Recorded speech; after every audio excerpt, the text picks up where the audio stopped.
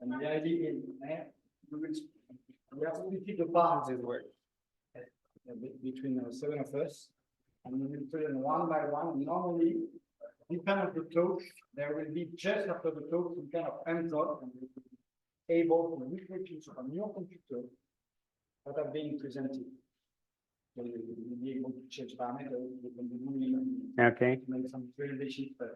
So it depends on the talk. Some talk are demo only, and some of them are demo plus immediate hands-on.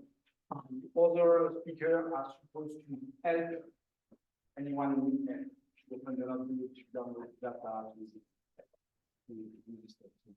So if you have any questions, just raise your hands, or if something doesn't work, and one of us will be there in a few seconds.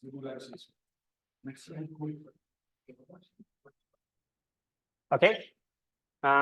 Just testing the microphone. I guess that everyone can hear me, hopefully, on the back. And I hope that people on Zoom can hear me as well. Cool. Okay. So this section on the afternoon is going to be more detailed and specific than the general tutorial that you got in the morning. We divided the different topics of a SpikeInterface, and the part that I was assigned to do, that we agreed to do, is to show a series of tweaks and useful things that you can do in SpikeInterface. So that's what I started doing. And then I wrote a couple of things that I thought were undocumented, but come recurrently in the issues. And I think it's useful to know for people. And while I started working on it, I realized that there is actually a thread on all the stuff that I work. And that's what I want to talk about, because that way I can show you how to do a couple of things. And as well, I can show you why it is that way. So when you get stuck with something, or you want to know something more about it, I think that this idea of the data model of SpikeInterface can be useful to you. So the quote to open this is that nothing in the SpikeInterface makes sense. And the original phrase is except in the light of evolution when it's talking about life. But in this case, it's about memory concerns. And like when you look at the objects of SpikeInterface, they were designed to deal with that. And you will understand SpikeInterface better if you have that concern into account. So let's look at this. What do I mean? So the first thing is that most of you are PhD students or engineers or data scientists, but you have the skills to manipulate data. You know how to use NumPy. NumPy is easy. It allows you to do nice things like vectorization. You can broadcast. You can calculate sum, means, and you got Excel right there. So like you can do everything. And a common question that comes is like, yeah, why not use NumPy for everything, right? Like everybody knows how to use it. It should be straightforward. People don't really need to learn anything if everything is NumPy. And as a small showcase of this, like we can try to deal with a little bit of data that looks like electrophysiology. So we have something with 384 channels, 30 kilohertz, and let's try to load a recorder of 24 hours. So we got a time series like that. And if we try to generate data, of course it fails. Like you cannot allocate this amount of memory in most people's computers. And this is the fundamental problem that is propagated from the data that you get until all the cool analysis that Sam and Alessio show you in the morning. How to deal with this problem structures the library. So the objects that we have, the first one is a recording object. And a recording object could well be a NumPy, but with this trick of dealing with the massive amount of data that we have. So is the recording, is some metadata, and a sampling frequency to convert frame in times. But you can still think as a recorder is basically like a long NumPy array where the frames are in this direction and the other direction are the channels. And the method, in case you don't want to work with a SpikeInterface and you want to do something with your own data, is always get traces. So get traces goes from the recording object, the SpikeInterface, to an object that behaves like NumPy, and you can do whatever you want with that. As long as you can deal with that in memory, you're free to go, and that's all you need. Now, this talk is meant to show you how to operate with these objects and how to become proficient with them. So in order to do that, and this is very useful if you want to train yourself on the library, you can always generate artificial data, which is what we have here. You can use your own SpikeInterface and generate this. You can select how many channels you want. You can select how long it is, and you will generate artificial data. In this case, it's only 3 megabytes because it's only 10 seconds, but you can generate something of the magnitude of what I showed you above, and it will be automatic. So something that you might want for your analysis is to set the channel names. You choose the recording objects, and you can just set the names like that. That's pretty straightforward. As I mentioned, to get the data, you choose an interval, you choose the channel that you want, and you get the data directly. This is NumPy array. You can do whatever you want with it.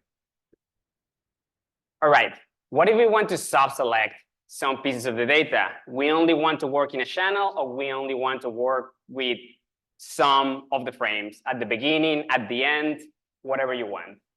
So for the channel, the method is very straightforward. We have select channels to select the specific IDs that we want. Same for time. We'll always use frame slice. We'll give the start frame and the stop frame.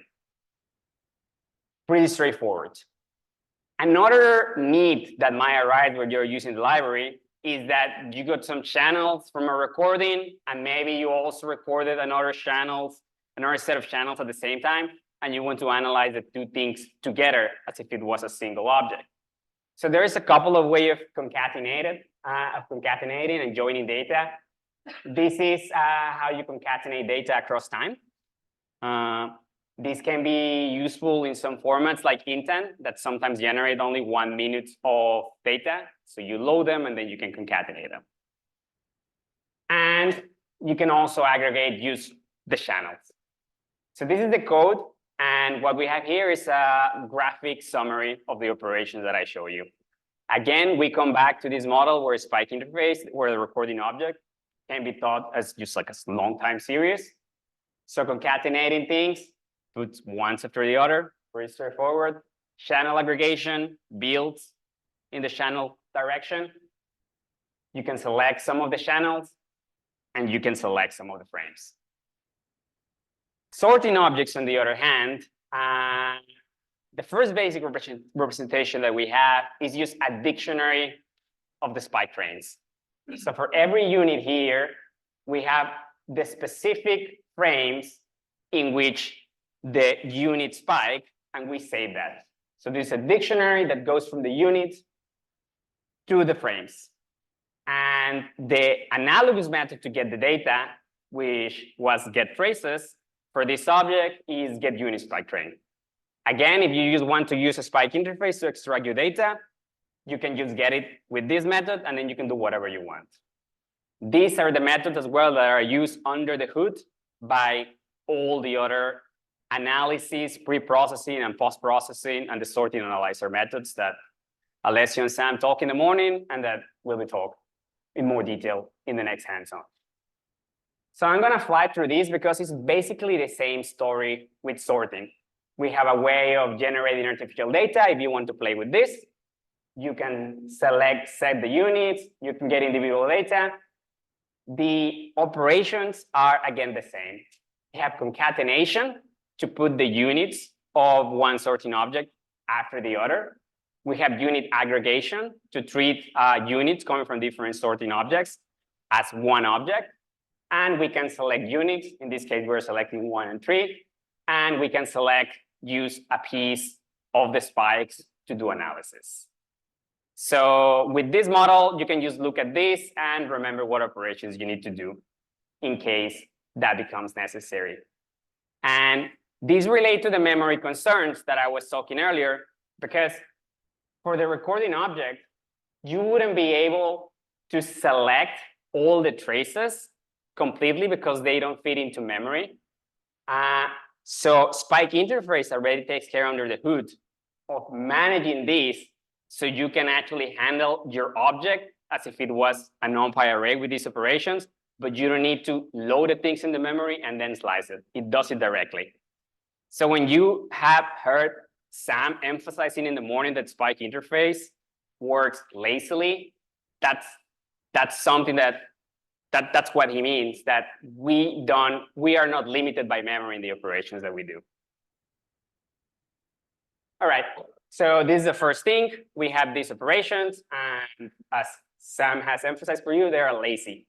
The second thing that you will encounter in SpikeInterface besides operating with recording and sorting objects is that a lot of the computations that we do, because of the same memory limitation, need to run in chunks.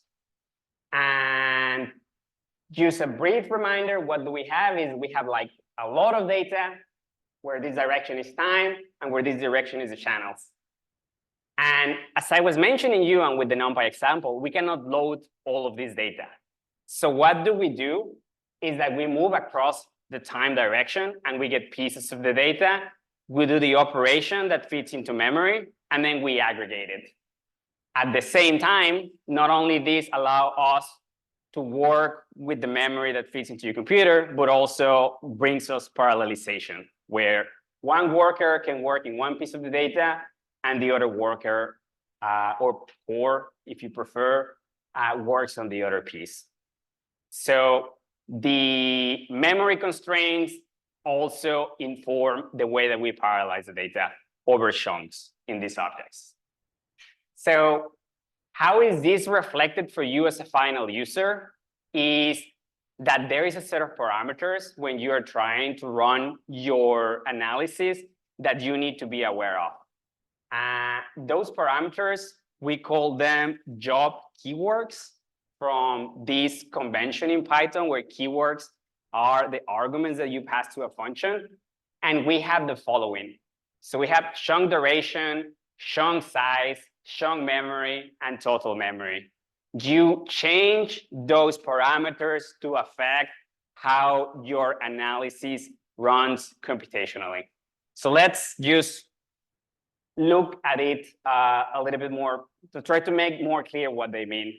So you can select how the parallel processing is going to take place by controlling these four parameters that I mentioned to you. The first one is very straightforward. It's just the number of frames that every one of your workers is going to take. So like you determine the number of samples. That is called the chunk size. The other one is you can give this in units of time. Like you can have chunks of 1 second, 300 seconds, whatever you choose, but you specify them in seconds. The third one, you specify in the memory that each of your chunks will have. You can give this in binary format or in decimal format, 1 gigabyte, 100 megabytes, you choose that one. And finally, you can specify this by using the total amount of memory that all the chunks will use. So you just get this previous value and you multiply by the number of jobs that you want to run.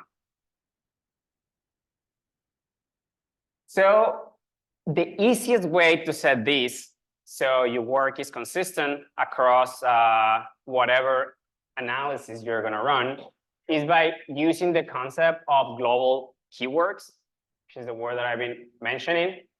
So with this, we can just get the ones that are available for default at the beginning.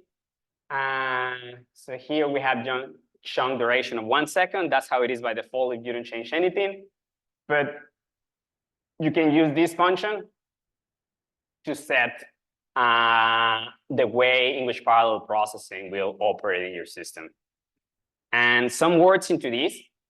This is basically an experimentation work.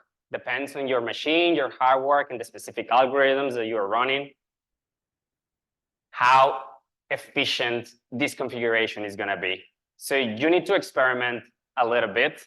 There is some guidelines, and we will write a short document in the tutorial soon to help you navigate this, some heuristics. But at the end, optimizing is heavily architecture dependent. So you will need to play, and this is the most straightforward way of playing.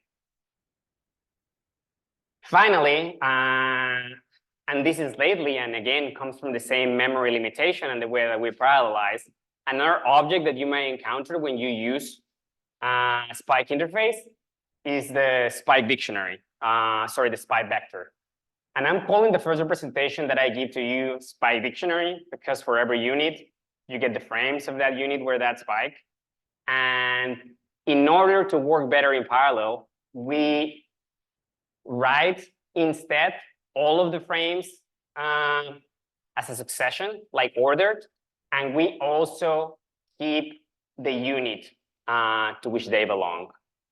So this allows us to align the calculation of a post-processing method, for example, with the recording, because we can get a chunk of the spike vector and we very directly translate that chunk to a recording. So like they move together as we do an analysis of the recording. All right, I run out of time. The final thing that I think is useful for everyone to know is how to save objects. As we mentioned, it is common that you load your raw format, then you do some post-processing, and maybe you already want to save your data at that stage. So when you apply something after, you don't need to do that again.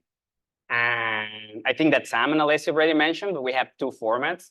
They are binary local format and SAR. SAR allows you to have more bells and whistles, so you can have compression, chunking, and it is better for online, but binary is simple, so we know how to handle it. And the way to save it is simple. At the point where you want to do something, where you want to preserve the state of your pipeline, you just call save to folder. You indicate the folder where you want to work, and that's it. Like that way you can preserve the system. And the function for the sorting is it's exactly the same parameters. And the equivalent in SAR is instead of saving to folder is save to SAR. So I'll cut it here. Thank you very much for your attention. If you have any question or you have got stuck with any of these things during your use of a SpikeInterface, please raise an issue or reach out in person. I'm very happy to get a better use of where people have problems understanding how to use a SpikeInterface. So thanks a lot.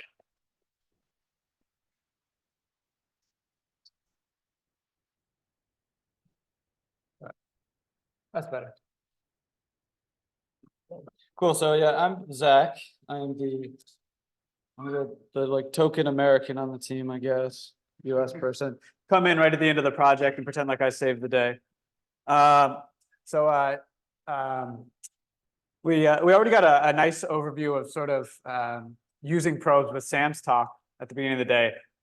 And so this tutorial, which is completely hands-on, feel free to go along with me, is really to emphasize this fact for people that are brand new to spike sorting. The probe map and the actual geometry of the probe is actually super, super crucial, and doing this wrong can completely mess up your spike sorting results.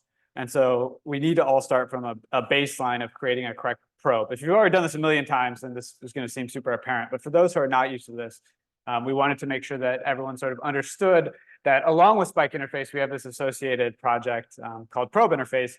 There are links to get to the documentation and some probe interface examples if you need that. So first, we'll just do some standard matplotlib stuff and import our packages.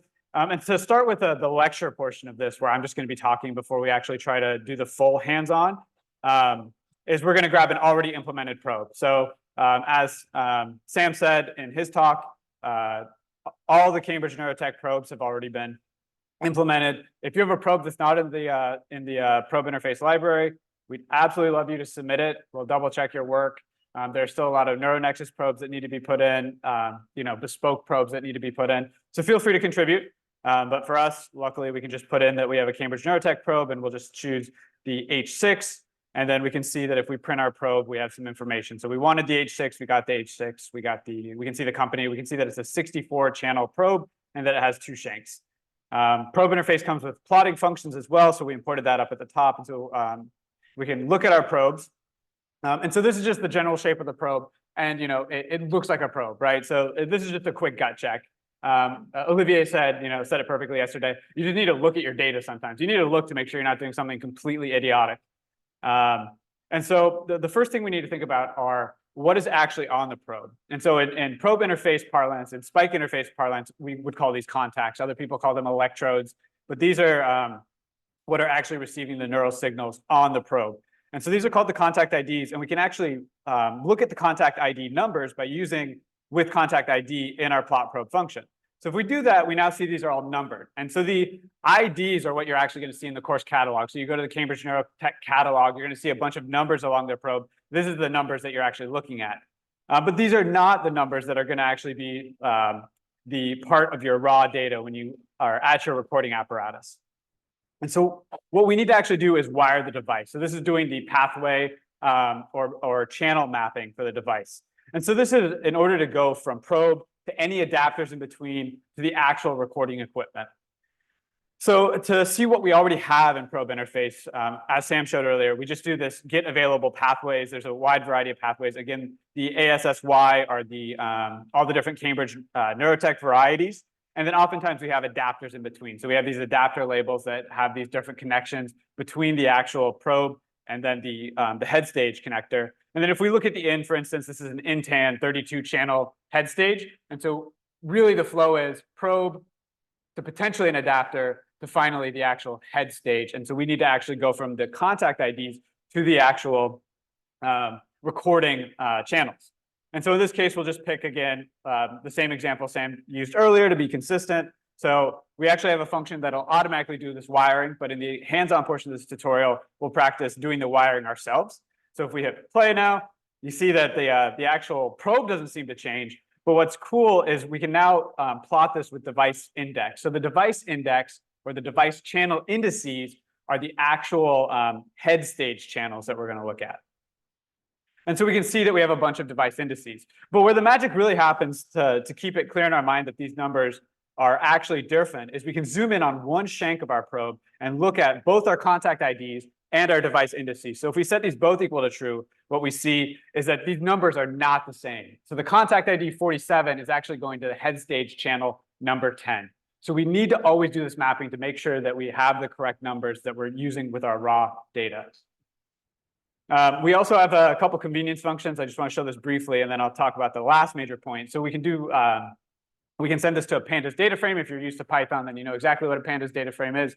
If you're not used to Python, it's just like an Excel spreadsheet, right? And so we can actually, again, look at our contact IDs, which are going to be our actual probe. We can look at our device channel indices and see that they're not the same, right? We can see 1, 41, 2, 39. And then in this case, we have 2 shanks. And so as Alessio showed in his figure, we can actually think about probes and their individual shanks just as sort of as their general geometry. So the last important idea, and this came up in the talks earlier as well, is that the probe actually slices the recording object. So we have the channel IDs are what actually are our recording data matrix. So our raw data has channel IDs, and we saw that earlier with the open EFIS that are labeled channel 1, 2, 3, 4, 5. And we need to relate the channel IDs to the contact IDs. And the way we do that is through that translation layer of the device channel indices. So I'm just going to make a simulated recording so that it's easy for us to grab a recording. And in this case, I made it with 72 channels, right? So we have a 64 channel probe, but we have a 72 channel recording. And this can happen all the time because you have ADC channels, you have digital input channels. So all of these other channels that are not part of our raw data and that we wouldn't actually want to try to spike sort on. And the way we actually tell which channels we're going to spike sort on and which channels are these accessory data is by attaching the probe, as we saw with Alessio's talk. So if we set probe, we can now see that we went from this a generator recording to a channel slice recording, and we went from 72 channels to 64 channels because we removed the extra channels that we had for looking at our EFIS data. And then, of course, we can print out these channels and see that they're different. So our raw channels went from 0 to 71. Because again, for people new to Python, Python is 0 indexed and not 1 index. So this is an issue we see with probes. And when we sliced, we now go from 0 to 63. Okay. So now if we try to go the other way and grab our probe off of our recording, and then send it to the data frame, we now see that we're organized by these device channel indices. So it's the exact same information, but now instead of organizing our data by contact IDs, we can quickly organize our data by channel IDs. This is often easier for us to, channel indices, excuse me. This is often easier in our heads to think about it because, again, this is how our raw data is, and most of us don't think about how our probe is actually laid out numerically. We like to think about the positioning of our probe. So now the goal is for everyone, if you haven't started, to hop on and actually join for this hands-on tutorial. So if you have questions or if something fails for you while you're doing this, this is where you can raise your hand and someone will come over and help. And so we can actually try to implement a probe ourselves. And so these are the numbers I'm talking about, right? So if we order a probe from a company, in this case, NeuroNexus, we can see that these are numbered. I asked them once why it's like this, and they said because they number left to right, which, yeah, okay. So we can see that we have all these numbers, and we need to get this to the actual raw data. So if we want to construct a probe from these channel positions, we have a wide variety of ways to do this. And one way is, and this is how I used to make my probe maps back in the day, is I would just fill out an Excel sheet and go from channel to channel and then send it to my friend, and they tell me where I did everything wrong, and we'd give it to someone else. And then, 5 weeks later, 4 recordings sorted, the third person would realize that we did one channel wrong, and we'd be like, oh, I guess we have to, do everything again. So the beauty of this is we've already implemented a bunch, but if you need to, you could set it up as just an Excel style like CSV file, and we have functionality. Well, technically this is just pandas. So pandas can read in the data frame, but we have functionality to read in data frames. And so really we would need to set out the geometry. So the X and the Y position are going to be our lateral and depth positions for the probe. We need to give it units, and then we actually put these positions with the units. And then you can choose contact shapes. If you haven't looked at Sam's sense of humor in the probe interface documentation, I absolutely recommend it. He teaches you how to make a bouquet of probes.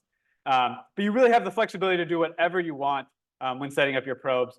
And then these are the contact IDs that we would have got. Oh yeah, go ahead. What's your point? Honestly, everything's relative to each other. So I usually set 0, 0. And I mean, in general, I'd say most people just set like the bottom. The lowest contact is 0, 0. You just pick a spot. So it's easier about this is X micron. Well, no, you want X microns for the positions. The contact IDs are integer. So then the position what do you do here? Technically, you could choose, right? Like, I think it's easier to think typically as the bottom just being 0, 0. Most people will do that, but some people will like doing like, if you're doing like a -25, 0, 25, yeah, you can do that if you have a 3-channel. So technically, you just need the relative positioning to be correct. It's just usually easier to do numbers that are easy to deal with, right? So for probe interface, we always start at 0 and work our way up. Yep. Yeah. But technically, you could choose, right? Like as long as you're right with the relativity, like it should be fine. Cool. So now we've actually made a probe. If we plot our probe, though, it doesn't look very pretty, right? Because we've only associated the contact ID. So we've just numbered it. And then this is getting to your point, right? Like we started at 0, right? Like in our Excel spreadsheet, we put 0 here and then 50 here. So this would be 0, 0. And then this would be 50, like, I don't know, 12.5 or 22.5. I haven't looked at the actual number. Cool. I have an alternative method. You don't run this now. You can run it later if you want to, but we have other ways to make the probe just depending on how you think. And then we need to set the contour of our probe. This is where we actually shape it to make it look pretty. So you can actually do an auto shape, which works pretty well, right? It gives you like that general probe vibe. Or you can work really careful to create a contour for your probe. But again, we get to the same end result. But if you do have some sort of bespoke design probe where you want a very specific shape, you have the freedom to give it the true shape for the contour of the probe. So then the next thing we need to do, and I'm trying to be mindful of time, so I'm going fast, is we can actually write this probe into a JSON file so we can save it later and we can load it with the probe interface machinery. And so if we actually do that, we've written our JSON file. Again, I'm on Mac right now, so I can use all the Unix-like commands. I try to always be respectful to the Windows people. So depending on what terminal you can use the more/25 command. So feel free to try that. But it only works on one of the Windows terminals, and there are 3 big ones right now. So, you can switch to Linux, I guess. Cool. So if I do head, we can see that what we've actually saved into our data. We have the probe. We have all these values that we put into our value to save it for later, right? So now we need to do the actual important part, right? Like the initial part is relatively easy to put into Excel, but the mapping is where you have to be super careful. And so this comes back to the gentleman's point over here, where typically you do, it can enter into the connectors either direction, but there is like a correct direction, right? And so all of our mappings are going to be based on the way you're supposed to insert the connector and the head stage together. So if you do decide to put it on backwards, then you would have to make your own mapping. So this would be a use case. If you did put this on backwards every time, you could make your own map. But ideally, you want these to fit together correctly. And so the general idea would basically be like, oh, this pin, we'll end up inserting in there. You have to do like the 3D geometry in your head, and then you have to have people double check it, right? And so we've already done that mapping. And one thing you can actually do when you're at home later is change this manual mapping to various values, right? And you can actually see how the mapping changes as you switch these values and see how important this actual mapping step is. So if we hit play here, we can now plot our probe with our device indices and our contact IDs. And now we can see that we have, again, the numbers are different between these different examples because we had to do this actual wiring step. And so this is a step where, if I don't think it's 23 is like way up here. Let's see, we want like 4. I mean, it'd be hard to show like a live example, but I don't know. I'm gonna say this is 15. I'm gonna say this is 14. So if I change this figure would actually change, right? So if we went down to look for where 14 ended up, it would now be 15. So here's like 15. That would be where 14 was, right? So I completely changed where everything is wired up by changing the manual wiring. And then we can actually set this to the data frame, and we can see in this case, basically all the information, contact shape, the radius, everything that we put in is saved as these data frames. So if you prefer thinking in terms of Excel instead of JSON, you could always save the data frame for later. We have functions to load in data frames, as we saw. So you can get a lot of this information in multiple formats depending on what's best for your workflow. Cool. And then just in case you do mess around with this a lot, this is actually a probe we do already have implemented. So then we can just look at the real probe. And if we go down to where 15, wherever it was, it's not where I put it before. And then finally, again, we can see that if we do the correct probe, we can compare our two Excel spreadsheets and see what has actually changed between them. And then finally, what we'd probably want to do is save the final wired result to the JSON format, and then we can always go back. Again, we can look at our figure, and now we can see the additional information, not really in the head view, but if you look at the full JSON, you'll see both the contact IDs and the device channel indices. So happy to take any quick questions. I also put a little section on pro groups because I actually use pro groups. Maybe I'm the only one using pro groups, but I like them. So yeah, go ahead. No, sort of similar prototypes. Is that comparable, or So I don't know. Oh, I see what you're saying. Like the channel map yeah, I see what you're saying. Yeah, no, I mean, so it's very comparable. Like this is creating that type of probe map. And so when you run the SpikeInterface wrapper to run KillSort, it generates that MATLAB probe map for you automatically. Okay. Yeah, so if you wanted to, you could save the MATLAB probe map and put that into your KillSort config after running it once and use it forever. It was more basically Okay, you can see my screen now, and also on Zoom, you should see my screen. Okay, so I'm gonna show some pre-processing stuff. And the first thing we'll do, so if you want to follow along, go on hands-on and then pre-processing, and there's a pre-processing notebook there that I just opened here.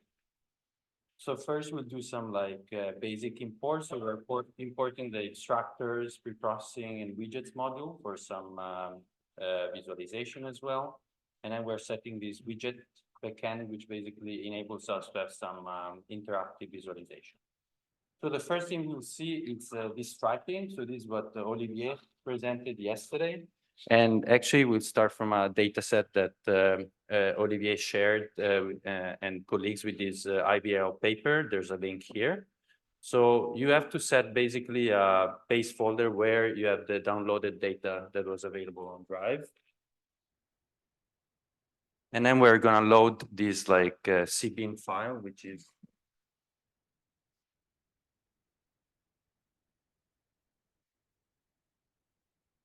All right, we're gonna load this cbin file with the read cbin IBL function, and this just gives like another recording. So this is a NeuroPixel compressed recording. It has 384 channels, and this is only like 1 second's worth of data.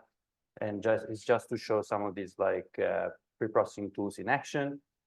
We can already plot the traces with these IPy widgets backend, and you see we have like some striping artifacts, both vertical and horizontal, and we're gonna see what they are and how we can actually remove them. So again, both vertical and horizontal stripes, and plus we see some like additional weird patterns here, and this is because like NeuroPixels, they do have some cutoff hardware high-pass filters, sorry, some high-pass filter in the chip, but the cutoff is at like 150 Hertz and it's not very sharp. So to basically clean up these patterns or try to do another high-pass filter, and then we can construct a dictionary that we can basically interactively explore at plotting time and toggle between different layers. So the idea here is that here we're showing the raw data, but we can also toggle to the high pass. You see already how much it has like cleaned up our signals, but we clearly see still these like vertical stripes and some also horizontal like whiter bands that are probably like bad channels, and we want to get rid of them. So another thing that's very important for NeuroPixels is what was mentioned yesterday and today, and it's called the phase shift. So basically NeuroPixels, they can record from 384 channels, but they don't have 384 analog to digital converters. So the idea is that within what sampling cycle, each of the ADC will sweep through a number of channels, so they're not exactly sampled at the same time. So basically, concretely, this means that there is a tiny but non-negligible delay in our traces. And we can correct it by basically going to the Fourier transform, applying a delay, and then do the inverse Fourier transform. And if you use NeuroPixels, this property is automatically loaded from the data, and it's called intersample shift. So this is a float between 0 and 1, which tells you like what's the amount of the delay for each channel. So to correct for this, since we have this property, we can just use the phase shift preprocessing, and this again, it returns a new recording object, and we can try to plot it against the high-pass filter. We see like these vertical bands are there are a bit of like misalignments in the high-pass. But if we switch to the phase shift, we see how these become perfectly aligned, right? And so this is actually critical if you have this kind of like probe-wide vertical artifacts and we want to remove them. So now before removing these bands, we can still see now even better that some of the channels are basically displayed as these like horizontal white lines, and this means that the channel is probably dead. So its activity is below the noise level. And again, thanks to IBL, we actually ported a function that basically applies different strategies to detect bad channels. And we can just run it from the preprocessing like this. And this basically is going to return the bad channels that were identified as such. And also it's gonna assign them channel labels. And there are 4 types of channel labels that can be assigned. So one is a good channel. So basically we need to retain these for analysis. And then channels can be either dead. So basically their noise is too low with respect to their neighbors, or they can be a noisy channel. So their noise is too large with respect to their neighbors. And this function is also capable of finding channels which are outside of the brain. So if you don't insert your probe like entirely, you might see different like statistics in the top of the probe. And this function is also capable of detecting and removing those channels. So now it's done, and we can see that in this recording, there are 9 channels that were labeled as dead. Question? Can you specify what your like limits are detecting bad channels without all? So it's all kind of automatic and fine-tuned, but all the, for example, if you want to check some like additional parameters for any of the SpikeInterface functions, you can just do detect bad channels, in this case with a question mark. And this will basically print all the parameters that you can actually change and what they do, right? So some of this stuff can be quite complicated, but then it should be quite well explained in the doctrines, okay?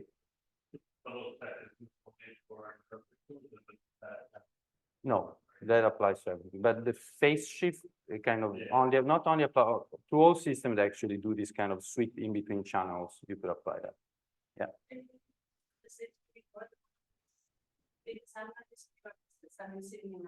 Yes.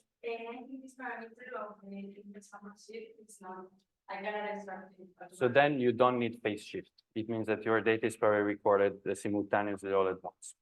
Okay. Okay, so let's go on. So we found these bad channels, and then we can simply remove these bad channels. Now I will keep 2 copies of the recording, one from the high pass filter and one from the high pass filter plus phase shift, just to see how well they can actually remove these vertical stripes.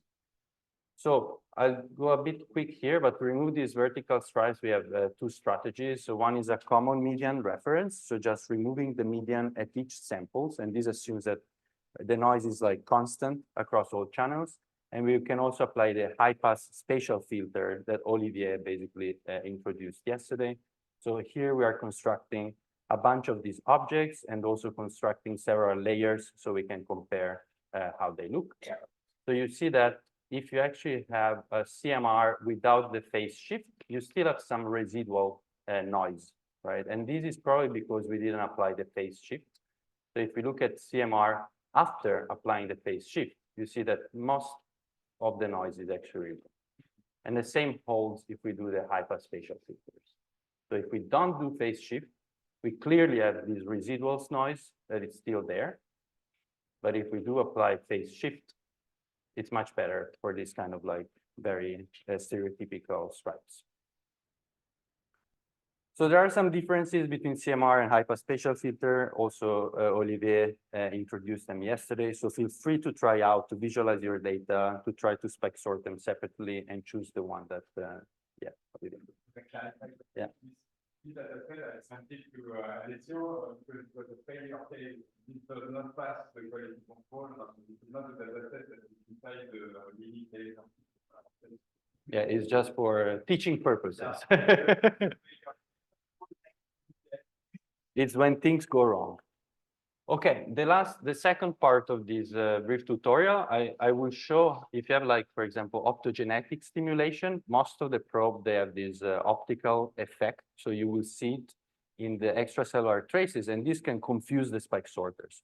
So we have some tools to throw in there to actually reduce this kind of, remove this kind of artifacts. So here I'm just loading a data set, which in this case is in ZAR format. But again, let's forget where they come from. It's just a recording. And this data, differently from the previous one, is from NeuroPixels 2.0. And NeuroPixels 2.0 doesn't have any hardware filter. So it is a wideband signal. So we'll need to actually apply a filter. I also added there some files with events. So these are the events when we are actually applying an optical stimulation, right? You see here is time, and then we have a duration. So each of these stimulus are like 10 milliseconds, and this is just a label that we give to the stimulus. So this is an external LED laser at 10 milliwatts. So let's take a look at how these artifacts look. So first we do a high pass filter and a phase shift, and then we can plot the data. So you can see this is all blue, and this is because this is like unfiltered data, right? So as soon as we apply our high pass filter, things will get nicer, right? Okay, it's something a bit more familiar. And we can see this gray area is the duration of the event. And these are the artifacts that I'm talking about, right? So they are stereotypical, but you can see they are not throughout the entire probe. And there are also some differences across channels and also in timing. So we can try to do a common median reference, see how it does, but let's keep in mind it might not be good enough. And it's like after phase shift. So they're a little bit more aligned, but there are still some like differences. Another thing we noticed with this data set is that there were some kind of weird like patterns of activity. So you can see it here as like these kind of patches in the data. I don't know if it's clear, but it's like blue and red things that seem to be somewhat like synchronous and not totally random as one would expect. So we can try to check if they're maybe localized in some like frequency range. So here I'm just extracting some random data chunks and plotting their power spectrum. And surprise, surprise, luckily, we had for this recording a very nasty noise at like, but very localized at 10 kilohertz, right? So this sometimes happens because, you know, experimental rigs are not perfect. There are many like other electrical equipment that might cause some noise. But since this is quite localized, what we can do is applying a notch filter. So the notch filter removes like specific frequencies in your recording. And also this is done lazily, right? So when I do this, it doesn't compute anything. But when I ask for some data now, it's going to apply this notch filter, and actually I'm updating the same plot that we were seeing before and just removing this like peak. So let's see, after we remove these patches, we can now try to apply a common reference and see how the data looks, right? So this is the same data as before, but now we also have an after notch filter, and most of this pattern data is actually gone. So this actually was due to this like contamination. And now if we apply CMR after the notch, the artifact is a little bit reduced, but unfortunately it's still there. So we have to figure out something else. And this something else is basically using the known event times to actually blank out the signal when we know there are artifacts.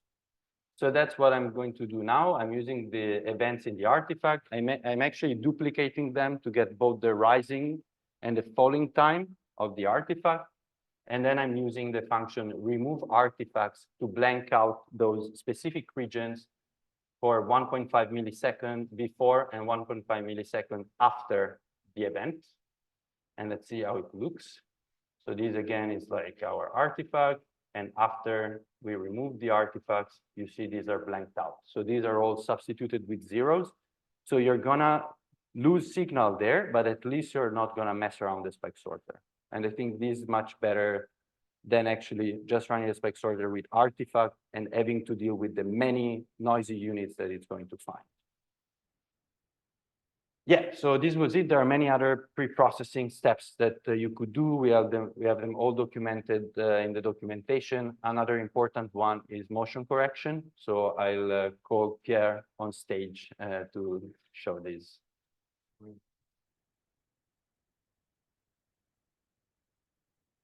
Okay. So motion correction. Yeah, so actually, so those are the figures already presented before. We already talked about it. So yeah, I'll try to be quick, and hopefully it will run in 10 minutes. We'll see. So the idea is just to highlight a bit the possibilities of motion correction pipelines that have now been implemented in SpikeInterface. So as we talked about before, so mostly two ideas to do so is to kind of build an activity profile and try to register the traces to make this profile as stable as possible. And that's what we will talk about today, either in kilosort or with the Dart and the dredge possibilities highlighted by Charlie before. So those are the figures already mentioned before. And yeah, have a look to the paper, but basically we have what we will highlight is that there are several ways of estimating the position, several ways of estimating the motion, and several ways also to then interpolate. At the end of the day, it's kind of a huge boxes, and we need to make choices. And that's what we try to highlight here. So I'll try to generate, so let's, whoops, load stuff. So I will generate synthetic data here, thanks to the new generate drifting recordings function of SpikeInterface.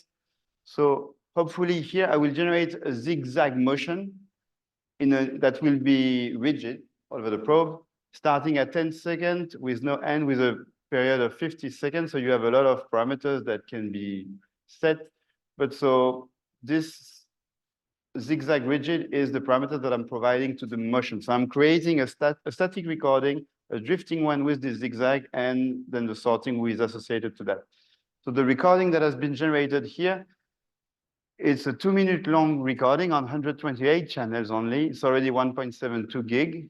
And so, yeah, and the probe layout is a NeuroPixel 2 layout, but cropped to 128 channels for speed purposes. So, although despite the fact that it's a synthetic recording, so there are no LFP there and nothing else really, but let's say the sanity pre-processing pipeline steps, as mentioned by Alessio before, is to usually high-pass, command reference, maybe do a phase shift if you have a NeuroPixel. But so here in the first step, I will try to show you the different pros and cons of how do we localize peaks on those data. So here there is in the components, there is a detect peak function, the one that I talked about yesterday that we are now benchmarking properly, but that will detect the peak with various methods. So here I'm choosing the locally exclusive methods, and I will launch that while I'm talking because it might be a bit, I mean, those might be a bit long. So this is running. It's okay. It will use all the cores because I set the job car args, as already mentioned by Ramon this morning, to 80% of the cores here on my laptop. So it's okay. And now here, if I wanted to just get a sense of how those peaks are and obtain the positional raster plot we were talking about with Charlie and all the others before, I have 3 methods nowadays in SpikeInterface. So monopolar triangulation, grid convolution, and center of mass. So let's launch all of them. And while this is running, because it might take a bit of a time, I'll just, oh, it's okay, but like those methods, basically, this is a slide, I should have put it here. So if you have a peak with a, let's say the peak to peak on all the channels, center of mass will just be a weighted sum of those peak to peak values and get an XY position on it. It's fast, it's easy. The biophysical approximation on the other hand will be to try to solve an inverse problem and guess what's the what's the position of a source that will have given rise to the peak-to-peak values observed on all the channels, assuming cells behave as monopole, which is fine.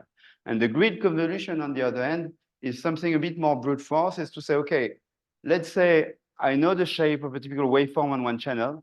I will generate lots of templates all over the place, and I will convolve all those templates with my waveform, and I will make a weighted sum of the scalar product between these templates and the convolved wave and the waveform that I've created. So this has run. And so now I will display those plots here. I will make those so-called positional raster plots. So this is, we can see the motion here that has been created. With the monopolar triangulation, this is the position of the cells all over the places. Grid convolution is giving something a bit more similar, but you can also see a bit more compact. And as you can see, those two methods have an advantages. They can guess positions outside of the probe. And center of mass, on the other hand, can't infer position outside of the probe, plus has a tendency to shrink everything because you will never infer values outside of the boundaries, just because you're doing a weighted sum of the average. So, but we can infer the motion here and we can see the motion. So now motion estimation itself. So motion estimation is, it's a choice of those blocks and the recipes aforementioned. We made mostly 3 presets in SpikeInterface. One which is called kilosort-like, and this is the choices made by Kilosort. We detect the peak with the grid convolution methods. We estimate the motion with a reference template in a centralized manner, and then we interpolate the traces with a kringing method. We made also a non-rigid accurate method, which is more in line with the Dredge software. In a sense, we detect the peak with a monopolar approximation. We estimate the motion with a decentralized approach, and we interpolate via kringing. So it's another choice. And finally, in order to combine a bit of both worlds here, we made a non-rigid fast and accurate method in a sense, where we combine with grid convolution, estimate with the decentralized approach that seems to sometimes outperforms the centralized approach of Kilosort, and we interpolate via kringing because at the end of the day, kringing is, it's not the perfect solution, but seems to be the best interpolation methods. So if now there is this correct motion method, which is a pre-processing function in SpikeInterface, where you can just give your recording, and for a given preset, so depending on the one or the choice here, I will compute the 3 of them and display the differences afterwards. just compute it. You also have some extra parameters. For example, what do you want to do with the borders? By default in Kilosort, we extrapolate the values of the channels, even if the motion is going outside the region of the probe. We know that it's likely to be wrong, but still we want to always have an output values of with the same number of channels as we input. There are some other methods here. We could decide to crop and discard the channels that we know will be a bit crappy because we can't expect values to be inferred if the motion is going upside down. But so let's launch those cells. And so it's really easy. And what correct motion will do is that it will detect, localize, and interpolate. And all those stuffs will be performed in once, such that afterwards, when you will access those new objects, those motion corrected objects, the chunks, when they will be loaded, will use the motion at this particular time, and the interpolation will be done always in a lazy manner, but only on demand during when you will request some data. So this is running. The non-rigid, the decentralized method is a bit slower, but could use GPU here. And this one is not amazing on the laptop. But so the differences in speed, and the third one, let's wait for it, the non-rigid, fast, and accurate. The monopolar approximation takes more time on the localization of the spikes, such that if you have very long recording, you might need to decimate the amount of the spikes you can localize, because it doesn't really scale up properly with large recordings. But so that it is. And let's see for the third one, non-rigid, fast, and accurate. Okay. And then as soon as it will be done, we will be able to plot the motion. So let's finish. Come on. And there is a plot motion command function that will highlight what the motions that have been found by those three methods. Here it is. And so let's do the plots. So for the three methods, I will compare them. So this is the spike, the positional raster plot before the motion. And once they have been corrected, so the first will be with the Kilosort, then non-rigid accurate, non-rigid fast. So Kilosort-like, we can guess that at the border it's not perfect, but that's okay. Those are the motion vectors that have been estimated. So keep in mind, so the recording I've created is static for 10 seconds and then start to have this zigzag rigid motion. So yeah, it's kind of there, but it's not perfect. And plus we have sometimes some outliers or weird points that then will be weird in your data also. The decentralized approach, this is the positional raster plots, and those will be the motion estimated also. I would say less outliers, but an issue here at the border. So every method has pros and cons. And then the final non-rigid and accurate, I mean, it's just a localization of the peak that's a bit different, but it's still the same. So that's about it. And at the end, also thanks to the widgets, so we can, if we want, then visualize the motion that has. So here it's just like no correction. I don't know, just like it's at one traces, map mode, line mode. I don't know. Then I will need to go somewhere. I don't know. Yeah. So the two of them superimpose maybe. So yeah, so we will just see, the thing is that this is distorting the traces, just need to be aware of that. So we have the raw data and the data that have been compensated for the motion. So here is just an example, but so we keep that in mind. You can, so we won't have time here, but you can then generate whatever you want. So non-rigid motion also can be easily, so you can add a gradient across the depth of your probe to try to make the motion a bit harder for the pipelines. You can also do transient bumps. And the nice way of this drifting recordings generator then is that you can combine several motions of your choice, add them, and so you can create a combined motion and just, again, create something and ask what's the best algorithm that will deal with that. And I mean, it's for developers, it's mostly a tool to conveniently and quickly be able to test those methods. But yeah. But the good point is that you also, on the real data, then you can look at the plots of the motion that has been found and see if there are weird data points or stuff that seems unstationary or weird, and look at the data at those particular points to see how it's distorting the data. Questions?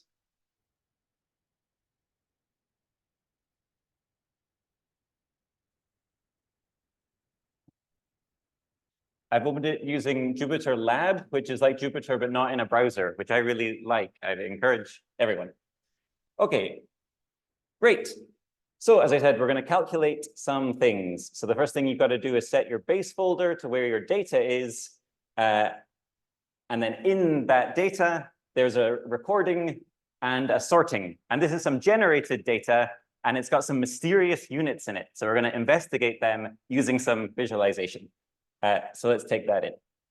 Let's make sure that we've actually got the recording and the sorting. Here's a recording. It's 32 channels. It's 2.5 minutes long, looking good. And the sorting has found 67 units. Okay, we'll have a look at them. Now we're going to combine the recording and the sorting object into a sorting analyzer by using the create sorting analyzer function. Now, note that when we do this, it's estimating sparsity, as we've been seeing, and we'll see that visually in a second as well. Now, when you create a sorting analyzer, initially it sticks it into memory. And that's good if you have a lot of memory, you can do stuff, it's fast and things, but in certain situations, you might not want to do that. Instead, you might want to save it. So you can do that by taking your sorting analyzer, which was in memory, and then saving. Obviously, it's a bit stupid to create something that's in memory and then immediately save it. In practice, you might take it in memory, do a bunch of calculations, and then save, or start off by saving it locally. And the nice thing about saving it locally is that you now have a little folder. And the folder I can see here in my file browser has lots of nice information in it, the recording, the sorting, and it will have more in it soon, which is exciting. It's worth pointing out that here, I actually have two things on the go, the analyzer in memory and the analyzer that's saved locally in a folder. So you can see that these things are here. So when you do save as, that doesn't update the sorting analyzer in memory. You're actually creating a new sorting analyzer, which you then save in a folder. Okay, all good. So that's all set up. Now it's really easy to calculate some extensions. And it's as simple as taking your analyzer, saying .compute, and go. Oh no, an error. Yes.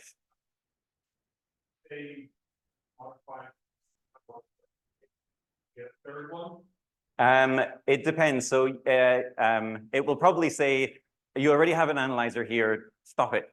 Then you can say, oh no, overwrite that, please. So you've got some power and it should warn you if you're going to overwrite it. Okay, we've got an error. So let's read it. The error is that waveforms requires random spikes. This makes sense. Lots of things depend on other things. And actually, all the extensions in SpikeInterface are in this nice figure, and they show some dependencies. So waveforms depend on random spikes. Why is that? It's because to calculate the waveforms, we take a random sampling of the spikes to do the calculation. So if you want waveforms, you got to get random spikes. So let's start again. Let's compute, but this time we'll get random spikes, we'll get waveforms, and we might as well get templates while we're at it. And it'll go ahead and do this. Now, you might have noticed that the folder updated. And actually, these extensions have been automatically saved in our analyzer folder. So all your data is really like tightly connected together. And in this folder, there's the recording information, the sorting information, all your extension information, all the parameters that went into that in one place. So it's a very nice workflow.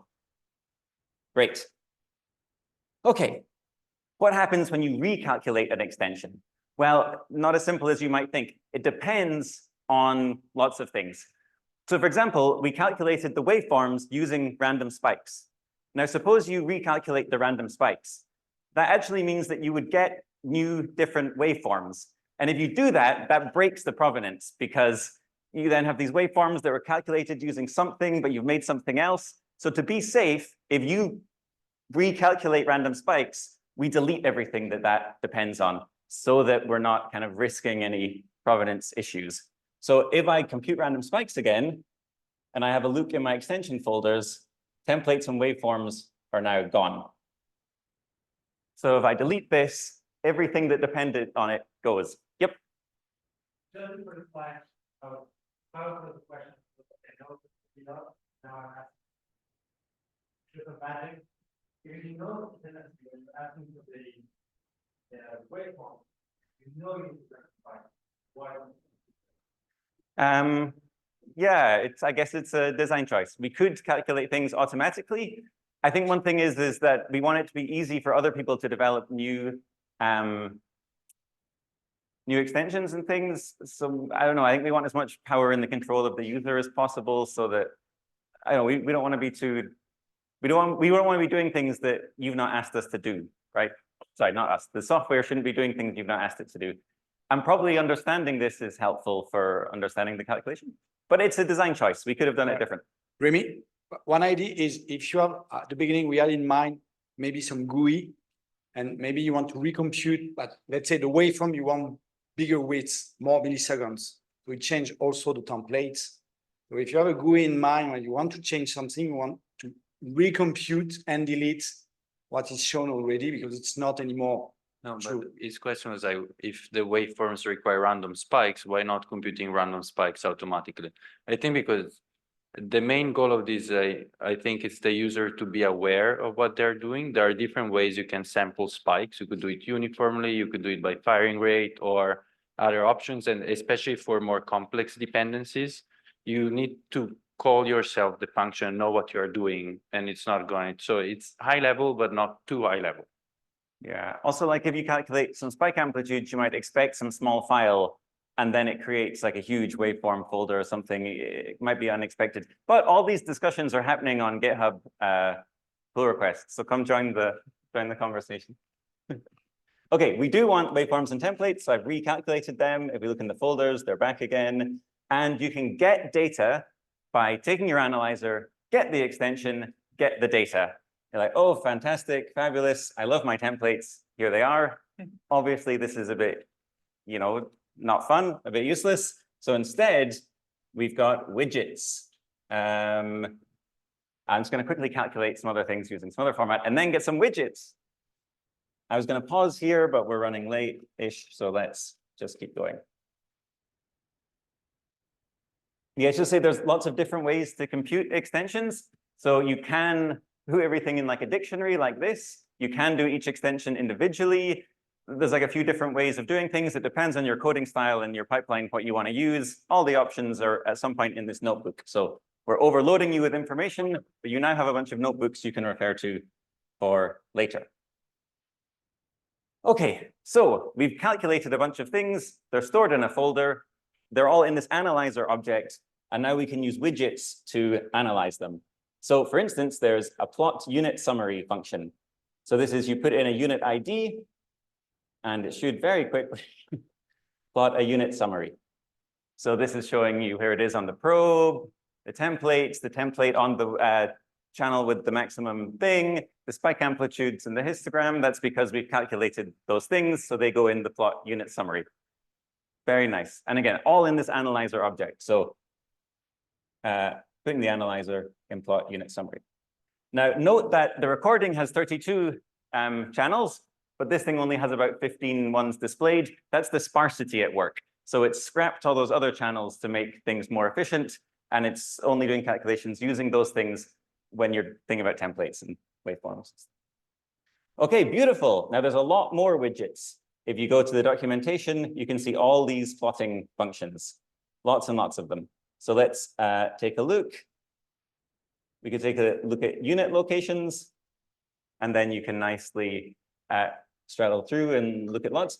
Now, I noticed earlier that unit 0, unit 16, unit 29, and unit 34 were all kind of on top of each other. Now, that's not necessarily very suspicious, but you might be a little bit suspicious. So then you can go take those units and maybe look at some other properties of them. So for instance, you can look at the cross parallelograms. And you might think, oh, this looks a bit suspicious. You see, these units are spiking at exactly the same time. So now I'm a little nosy, I'm a little suspicious. So let's go and look at the templates of these units.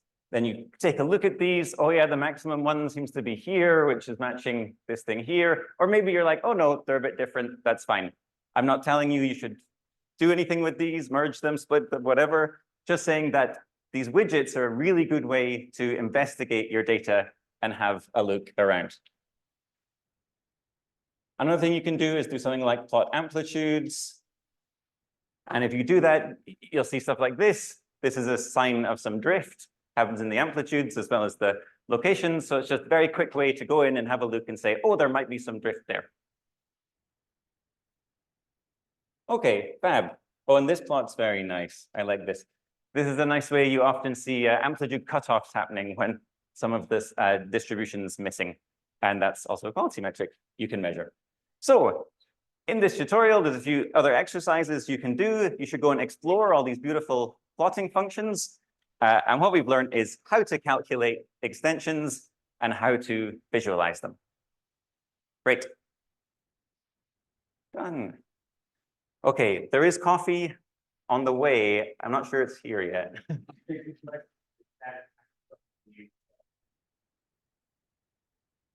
Phase shift questions. I'd reply. Okay. Alessio replied. Any questions about extensions or post-processing? And if not, we now have a break until 10:02, I think.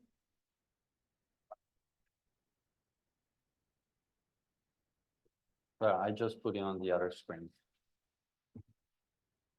Okay, so let's get started. So this is the last session for a training. So we're gonna start actually me and Samuel showing some visualization, advanced visualization tools that we kind of like briefly introduced during the talks.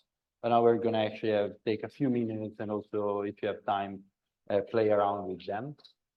So if you want to follow along, you can go on the hands-on and there's a visualization folder, and then just click on the visualization notebook and here's what you should get.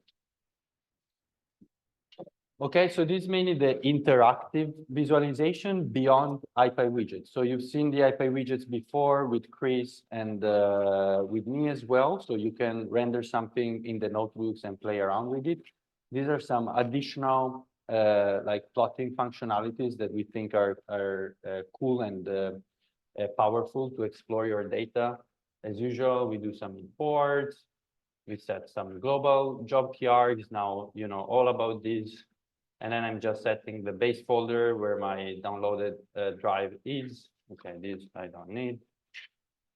We're gonna use the same data that Chris used before, so the post-processing data. Again, we have the sorting, mysterious, and the recording. So 32 channels recording, 150 seconds, and a sorting object. This actually has been Spike sorted, so on purpose, it has some mistakes that we can explore. And the first thing I want to show you is the sorting view. So sorting view is a project that we co-developed with the Flatiron Institute, specifically Jeremy Magland. It's basically the technology allows you to push some data to the cloud very seamlessly, and then it generates a link that you can click on, and it opens in the browser, and then you will just interact with the data that is now sitting in the cloud through the browser. And we have a couple, I mean, you can read more about these. There are a few references in the notebook. But in order to get started with this, you need to run this command. So this sorting view, it uses like a service that it's called cachery. So cachery is just a way to actually upload and download data quickly using these like cloud services. So if you run this cachery cloud init, oops. In my case, I'm already registered, but if you do it, you should get a link, right? And give me some feedback. Do you guys get a link? Are you trying to? Okay, but if you get a link, then you can just click on the link. It will open a web page, and then that kind of looks like this, but without the plotting. And then on the top right here, you can just log in with your GitHub account, and then you're all set, right? Then basically this technology is available to you. So once this technology is available to you, there are at least a couple of functions that are quite interesting to show. And one is the plot traces, that basically it's the same interactive trace view, but happening on a web browser. And the plot sorting summary produces a file-like representation, but fully in the cloud. And it also allows you to manually curate and export the results. So to plot traces, actually, I forgot to put it in the environment, but we need an additional package, which is called pyvips. So you will need to run pip install pyvips to get this work. I mean, I have it already installed, but if you haven't, it's gonna take a couple of seconds. And then we can also plot with these different layers. Now, this is only a 32 channels recording, so it doesn't have the same depth and richness of NeuroPixels, but just to show how this works, we're actually applying a high-pass filter, a common reference, and constructing the usual plotting layers. And the function is actually the same. It's the plot traces function, so the same that runs in the notebook, but here we set as backend this sorting view. And once we run this, actually in a few seconds, see, the function you see, it will generate a link, right? If you click on the link, actually I have it already open here.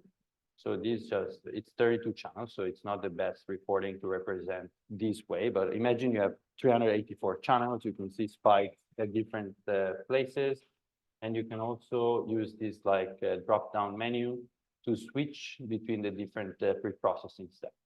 So this is great to see how the different pre-processing is actually affecting the results.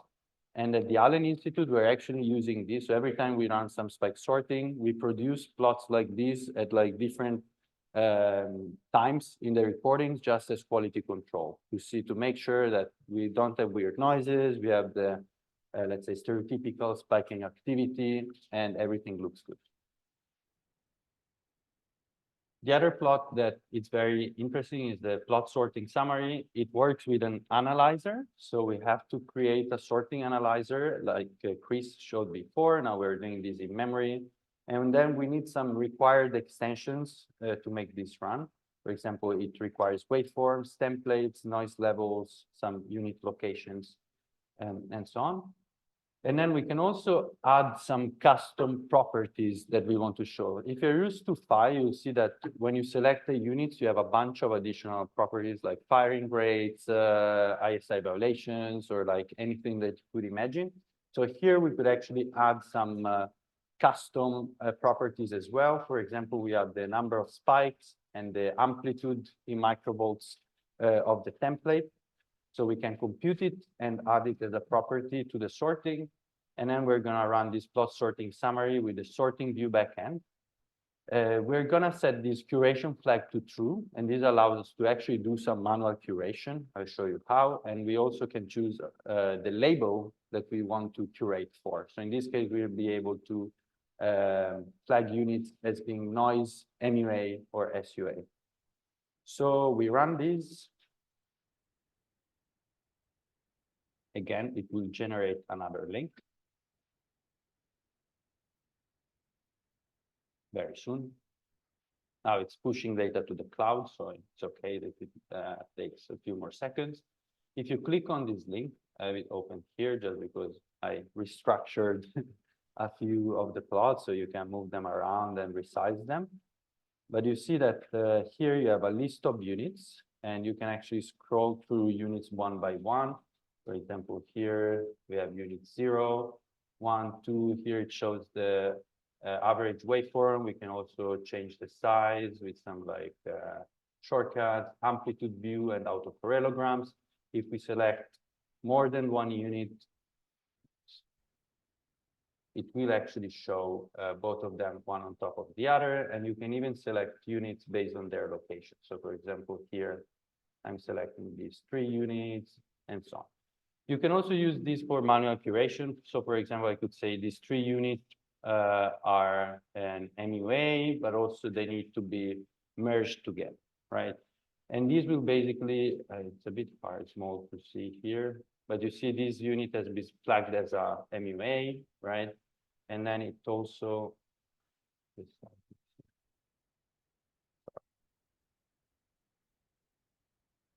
it's telling us that, yeah, this unit 37 is actually a merge between 37, 70, 71, and 30. I mean, I just made it randomly for it to work. And now there are a couple of ways that you can then apply this curation and re-import it to SpikeInterface. So one is actually exporting this as a JSON file. So if I click this, it will download a JSON file.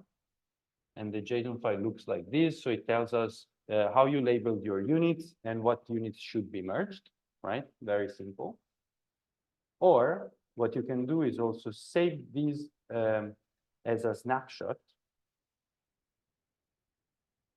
And this will basically save your curation in the cloud. So basically in the same location that we used for storing the data. And then it will assign your curation a unique identifier, this guy. So we can actually copy this and apply this sorting view curation to your recording either way. So either providing this curation.json. So if we have if you download the JSON, we have it here, and then you can use the apply sorting view curation function, pass it this JSON file, run it, and this will say that it merged the units, and you will see that these unit properties that we saw before, SUA, noise, and MUA show up. These are Booleans, as true or false, right? And we can do the same passing directly this URI that we created. So if I set the new URI, apply the curation passing the URI, we see that now we have, because that sorting JSON actually generated it before, but is actually correct because we merged 4 units into one. So we have 64 units. And again, we have the annotations. In this case, anyway, we should have the other ones as well, but nobody cares. Okay, so the next is the GUIs, and Sam, do you want to take it from here?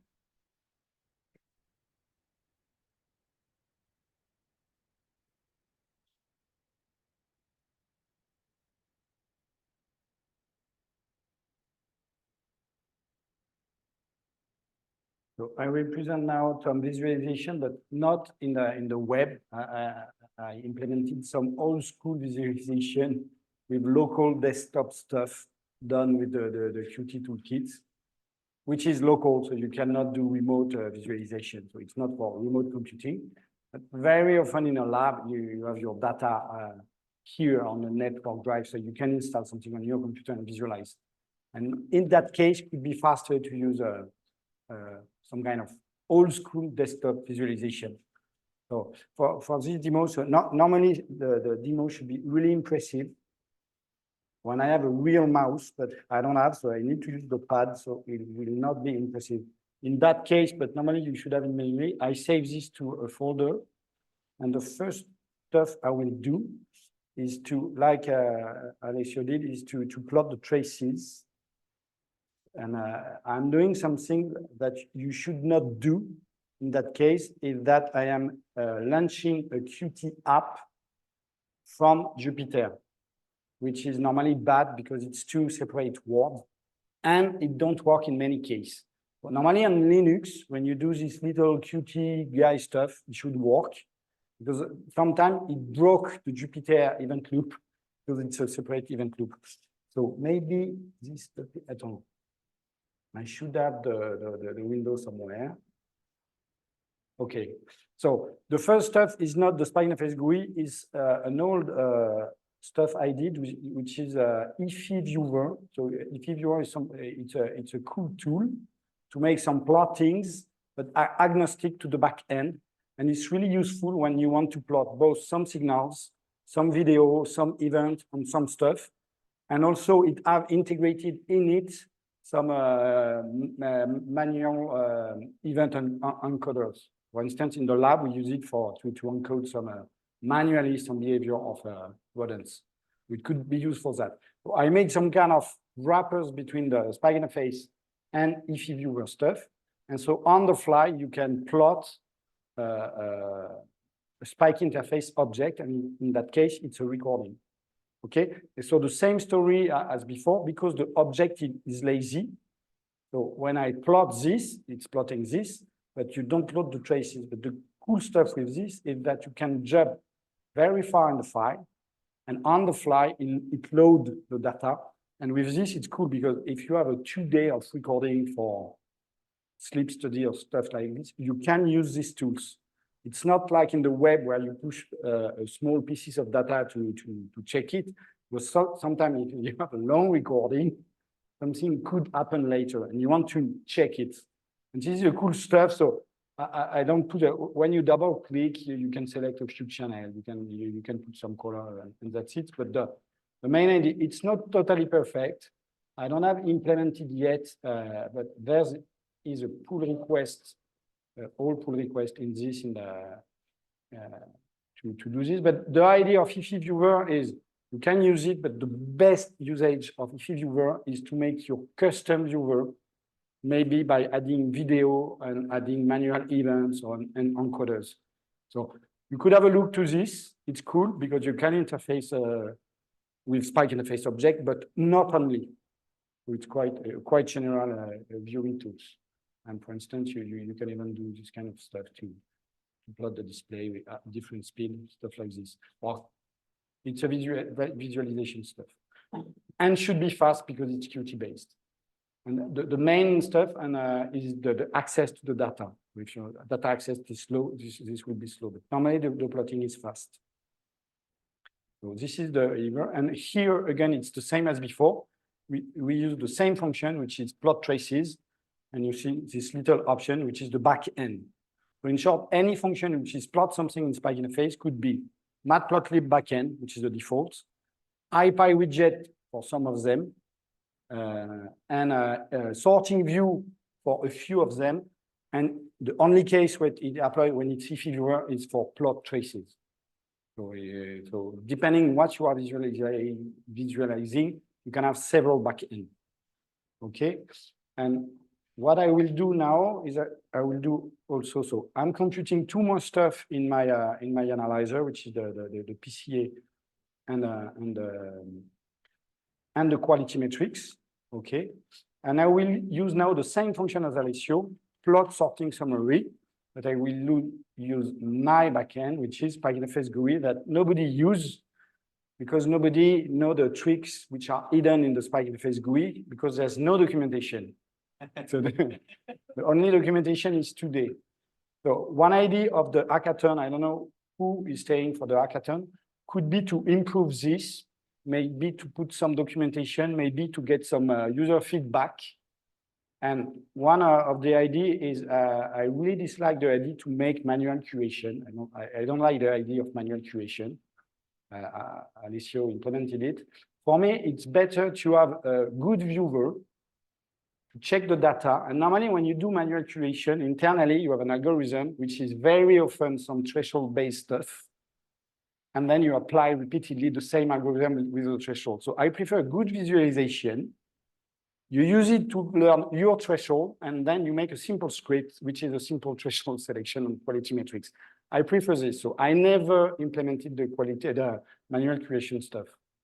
But under the pressure of Alessio, maybe during the hackathon, if some people are happy to help me, I could do this the following days, at least to start, to make something similar to Alessio, to output the same JSON file.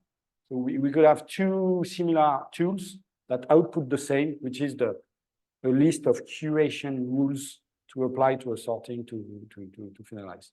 So at the moment, it's not done. And the same trick, because it's Qt-based, you need to do this. And because I do it in the browser, it will break for a while my IPyWidget. Maybe under Windows, it's not working. So the idea when you do plot sorting summary, you should do it in a Python script. Or maybe you could do it opening a terminal and you do SE-GUI and you put the name of the folder of the analyzer. Okay, but for the demo, I'm doing this here and maybe it will work. But if it's reading your notebook, maybe you have to kill your notebook, open it again and don't try to launch Qt inside the notebook because it's really a bad idea. What I'm doing. So I don't know where the window is. Sometimes when you open the stuff the first time, it's doing some more computation. Should be fast. No. Ah oui, it's a hidden window here. No, c'est où? Oh, voilà. No, it was here. So it's quite similar to Fire and to many other tools, but it's a bit, there are some tricks to know before this. So the first stuff is, there's many views, so I will make a short view tour. The first stuff is that we have some view, and all views are more or less linked. Okay, so here we have the prop view, and we have some unit localization on this. Here we have some kind of ROI of the channel, and when you move the channel ROI, you can see that automatically some plots are updated on the other view. So in short, there are some kind of, I select this channel, I want to see this channel. Here, the same as IFI viewer, you can browse all and very quickly the traces. It's fast because it's lazy through the SpikeInterface object. You have the same stuff for the, but with the top map view. Okay, so the same visualization, we also have the widget. Normally you can zoom in and out, but I don't know how to do it with the pad. For many of you have a settings menu. For instance, you may want to change the color scale. Many people use the gray one. I like it a bit the green and this one. So this is the trace view in a map manner, and this is the same, but in a trace mode. Okay, and the cool stuff with the trace mode is that you can move the ROI. Okay, depending. Here you have a unit list, similar to many software. When you can select the visibility of the units by clicking here. And when you double click one unit, it automatically zoom on this unit. And when you zoom the channel and the unit at the same time. So it's refreshing many stuff. Okay. When you double click, you have also the choice. Maybe you want to select subunit in the neighbor. So maybe I want to select this one and this one. So now I have a triple selection of 3 units at the same time. What I can do is to refresh the spike list. It's not done automatically because it's a bit slow. And then a cool stuff we do not, which is I think unique to this, is you can go spike per spike, which is totally useless unless for teaching. And this is interesting because you can see what happened, and you can see that you have big and small units. So on the trace view, on the map view, oh no, this is so tedious. So here you have the dots for every spikes, and every time you click a spikes, it refreshes the trace view. Okay, and you can see the beautiful spikes you're gonna have on the map or on the traces given the channel ROI. Okay, the cool stuff is you have also, which is very classic, the template view, but superimpose. So you have the template in orange in that case, and depending on the spike you select, which is here not the good zoom, you have superimposed the spike itself. And you can check how good the fitting is with this sorter, spike per spike. You get an insight, is the template matching good enough for this? So it's a bit toy, but for when you discover the spike sorting stuff, it's good to explore this way. Okay. But very often we represent the template with this geometrical stuff, which makes sense if you want to have a look of this. I really prefer this view, which is the same, but flattened, okay? Because you have more information in the flattened stuff. In short, I put all the channel and I lose the spatial history, but I have more information. And one of the more information, for instance, is the quantity of the noise I have, the channel per channel. So in short, in the middle, you have the average, that you can see maybe not on the screen. You have the variance of the waveform, which is also important to check the quality. And so here you have and at the bottom, you have the MED, which is a variance estimation. And what you look for is to have some kind of flat variance. If you have sometimes big variance appearing on some channel, it's a bad sign. And so I think it's a cool feature to have in visualization to check also the variance of the templates. 2 minutes, okay, I will be fast. You have also something I like a lot, which is you can see your template flattened with the variance around, okay? So you have in red, you can control with the mouse wheels the distribution around the templates, which is also something you need to check when you do stuff. Something I also want to mention is that here, on this example, you have the PCA projection for these selected units for these channels. And something important, it's because the dimension is very high, because we have 3 components per channel, and here we have 5 channels selected. So we have maybe 15 components. What used to do other software like Phi is to represent the PCA 2 by 2. In short, I have an hypercube, and I want to plot the faces, which is totally useless because sometimes the information is in between in a plane you don't control. And in that case, it's a bit toy, but it's quite interesting when you're beginning. You can random projection inside the space. And the best is to try some kind of automatic move. And you have more information with hyperspace movements to check that the clusters are well separated in that space. And something cool is that here you can see that some of the spikes are outside, and the reason of why you can select them, it's really hard. When you select, you zoom on it, and the why you have some spike outside, Pierre gives you normally the answer. It's because you should have a collision, so you can check back that the collision is well detected for this case. Because outside the cloud, certainly is a collision story. So I need to stop. Alessio is looking at me. You have the traditional cross-correlogram and correlogram checking at the same time. You have also something which is cool, which is the similarity view.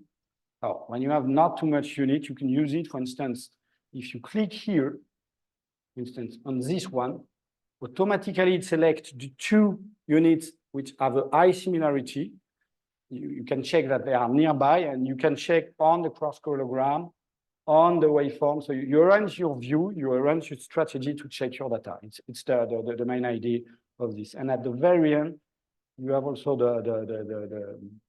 the amplitude along time, and maybe this one looks like the same with this amplitude story. So it's the idea. I did something also cool, but which is totally buggy, is that here there's a compute stuff. When you, no, it does not work like this. When you put settings, I implemented with Aurelien in SpikeInterface a curation stuff that will be displayed after. And normally it's inside this. You choose parameters, Aurelien will tell you more. Then you press compute, and then this show you here a list of pairs of units that should be merged. So it's not to merge them, it's to check them one by one and maybe to adjust the parameters. But this is totally buggy. Maybe during the hackathon, if someone wants to help me to debug this feature, could be done. Et voilà, I'm sorry. It was a bit long, but I really wanted to. So, hi everyone. So my name is Aurelien Wyngaard. I've been heavily working on quality metrics and curation during my PhD. And so I will be presenting here quality metrics and curation modules of SpikeInterface. So if you want to follow along, you have the hands-on visualization folder, and there is a visualization. No, sorry, that was your one. It's hands-on curation, quality metrics and curation. Yeah, sorry, hands-on quality metrics curation. Where is it? Here. Here it is. And at the end, there will be a little exercise, and if I have time, I will give you time to try to do it. So here, I'm just starting with some basic imports that will be needed for later. We do the Matplotlib widget because this will be needed. Here, for the same as everything, you should update the base folder so that for you, you can load the correct recording and sorting. And here are a recording that I provided from my lab, which is from the cerebellar cortex, because if you want to explore curation and quality metrics, what's better way than the cerebellum? If you think spike sorting is the mess, try spike sorting in the cerebellum. So here I have a binary folder which came from a Cambridge Neurotech 64 channels, but I wanted to upload a really light recording, so I cut it down to 5 minutes and only 26 interesting channels in the cerebral cortex, and I ran kilosort 2 on it, and I got back 52 units. And so we are going to go through this. So when you want to do curation, the first thing you should do probably are those 3 functions. So remove duplicated spikes. So for some reasons, some pipelines will find the same spike multiple times, and you will have like 3 times a spike at exactly the same time. And so there is a function in SpikeInterface called remove duplicated spike. And you can give a censored period in milliseconds. So for example, here I said 0.3. And so every time there are 2 spikes that are less than 0.3 milliseconds apart, then this will be deleted. We will only keep 1 spike. You don't want to set this to 1 milliseconds, the refractory period, because then you cannot estimate the contamination of the units using the refractory period. So here we just have, it's just a censored period that you make really short to remove duplicates. Then we use remove XX spikes because for some reason, kilosort, even kilosort 4, will find you spikes at the end of your recording where it doesn't exist. So if you have a recording with 10 million frames, it will tell you that there is a spike at 10 million and something. Not possible. All versions of kilosort have this bug. Don't know why, just delete them. And then you have remove redundant units. So sometimes we're not talking about a neuron that's been split in 2. We're talking about 2 units that have the exact same spikes, and there is like a 90% correlation between the 2. You don't want 2 units that represent exactly the same thing. And so there is a function called remove redundant units that will remove all of that. So we can run this, and we have removed the duplicated spikes, the XX spikes, and we can see we still have 52 units. So in this case, we didn't have any redundant units, but if you have some, then it will delete them.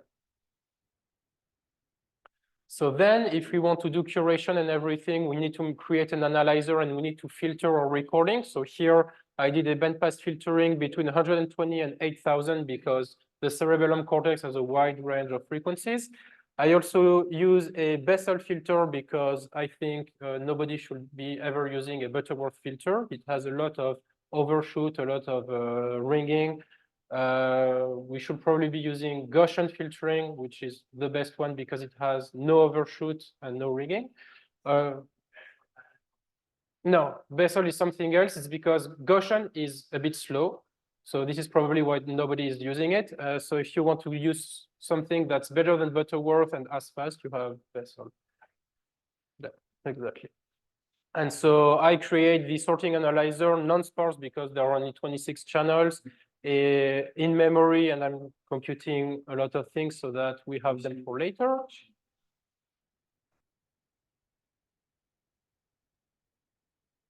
Yeah, with one of the most recent commits, there are warnings. So the most basic metric that we can look at is the average firing rate of your unit. And if we look at that, we can see that they are all over the place. We have a unit at 0.23 hertz, and we also have a unit at 136 hertz.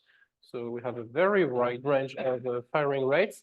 The problem with the cerebellum is that you can have good units at 140 hertz and good units at 0.9 hertz. So the average firing rate is informative, but it's not enough. And what we can do is we can just call compute quality metrics, and it's just going to compute all of them.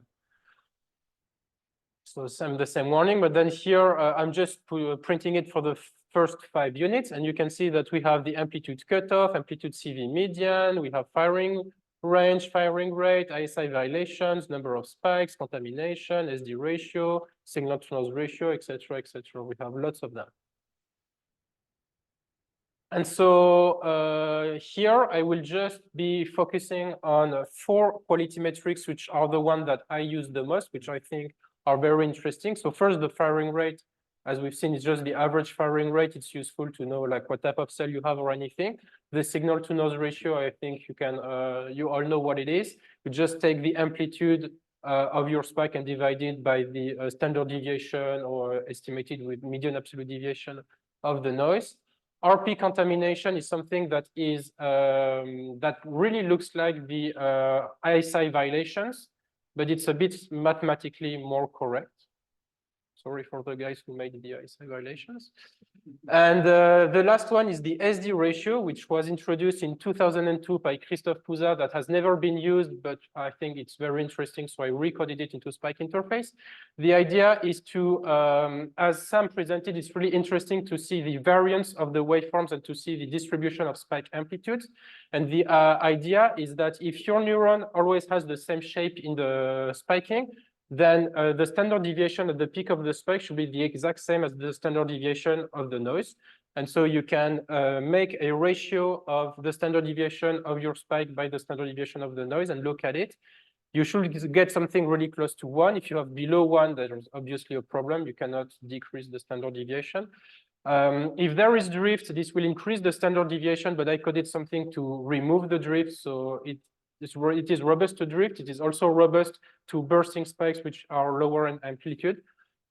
And so this is a really nice metric. Obviously, if you have like 1.1, it's not a problem. I mean, the variance can increase a little bit. But if you have like 3.0, that's obviously a mistake.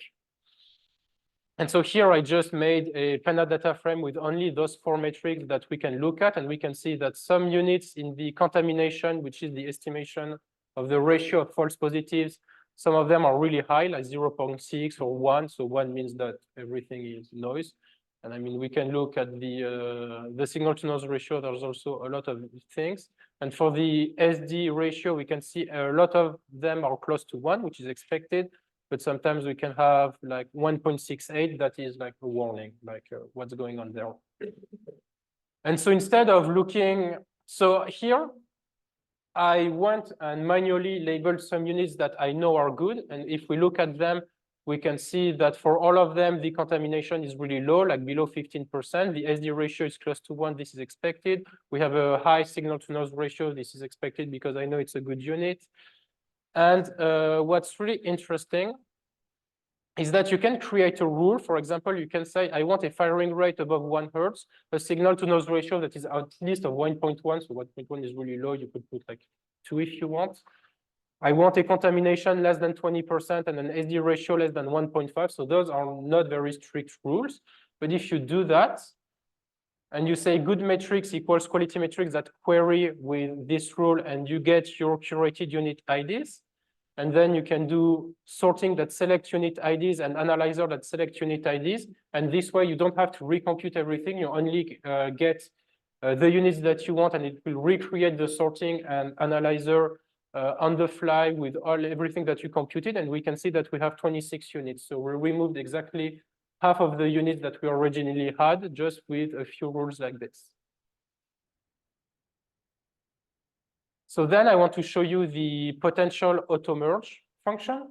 So if we look at that, I can create a new cell.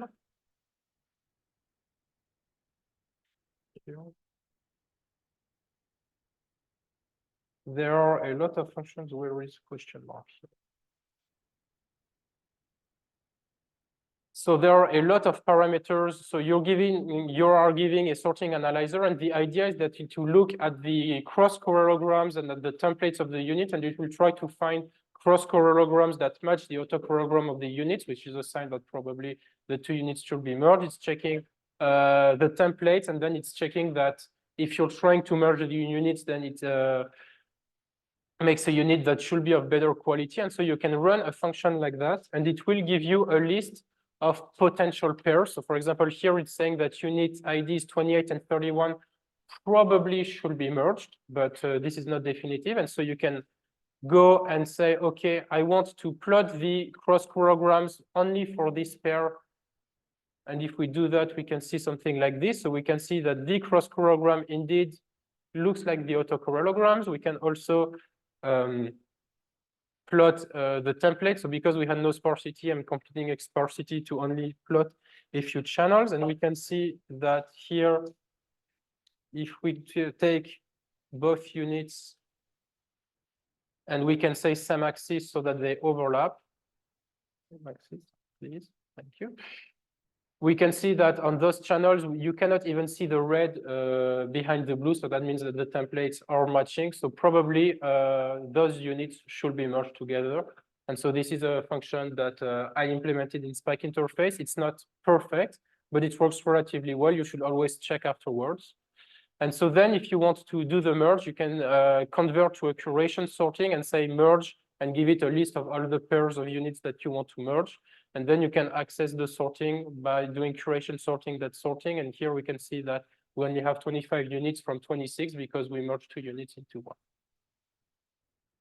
And so I think we have a little bit of time. So if you want to try a little exercise, so the correlogram threshold, so the correlogram difference threshold in the auto merge is by default 16%, and the template difference threshold is by default 25. So you can try to take this here and take new thresholds that are higher. For example, let's say 0.25 here and 0.3 here, and you should get more pairs, and you can try to check them and to see if yourself you will merge them or not. And if you have any troubles or any questions, I'll be happy to help.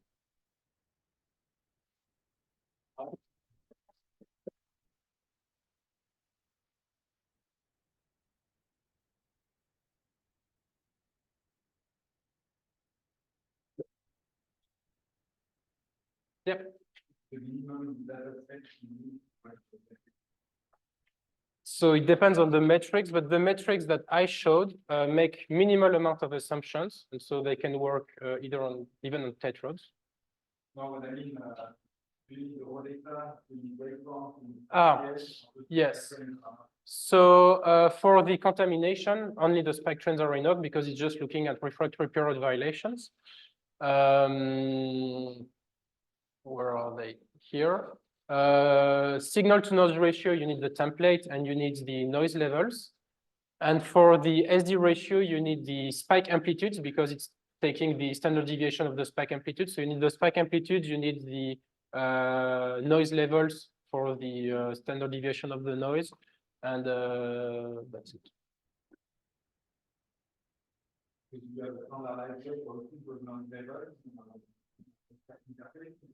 What do you mean? I mean the noise level requirement behind it, the raw traces. Yeah. So it's the RMS of the raw traces, and we correct for the spike itself. So for example, if you have a spike with very large amplitude that's firing at a high rate, then we have a way to estimate how to remove that from the RMS because we want to compare it to the noise on the same channel, but not of the spike itself. So this is corrected for.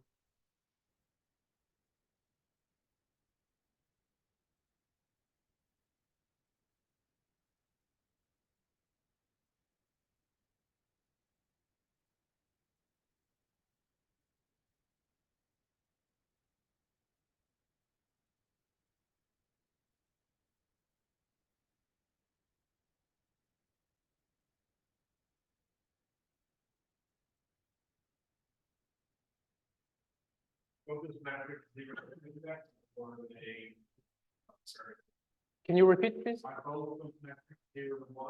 So the contamination is from 0 to 1.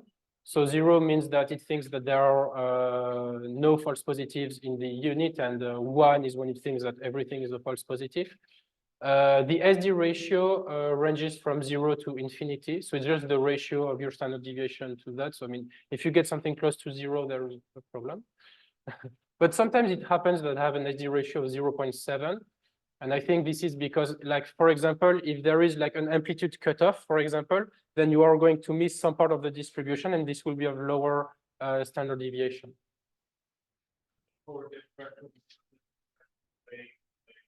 So those, the template difference threshold is between 0 and 1, and the correlogram one can sometimes exceed 1, but all of the values should be mostly between 0 and 1, yes.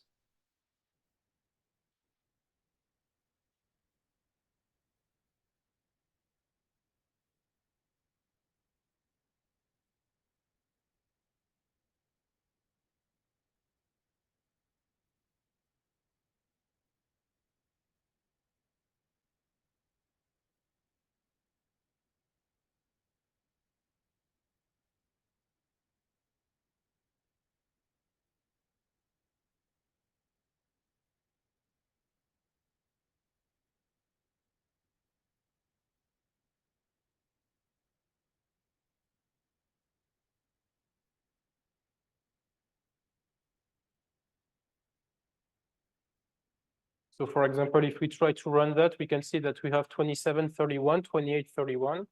It's interesting because it didn't find 2728. That happens.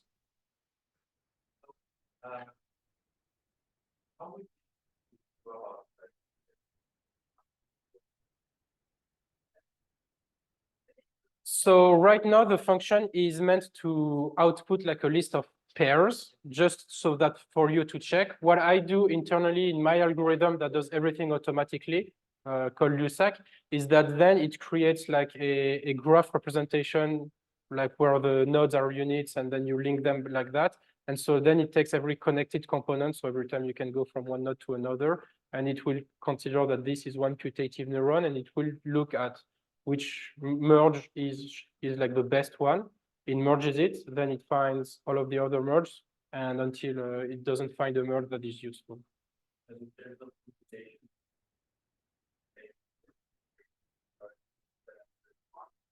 Yeah. Yeah.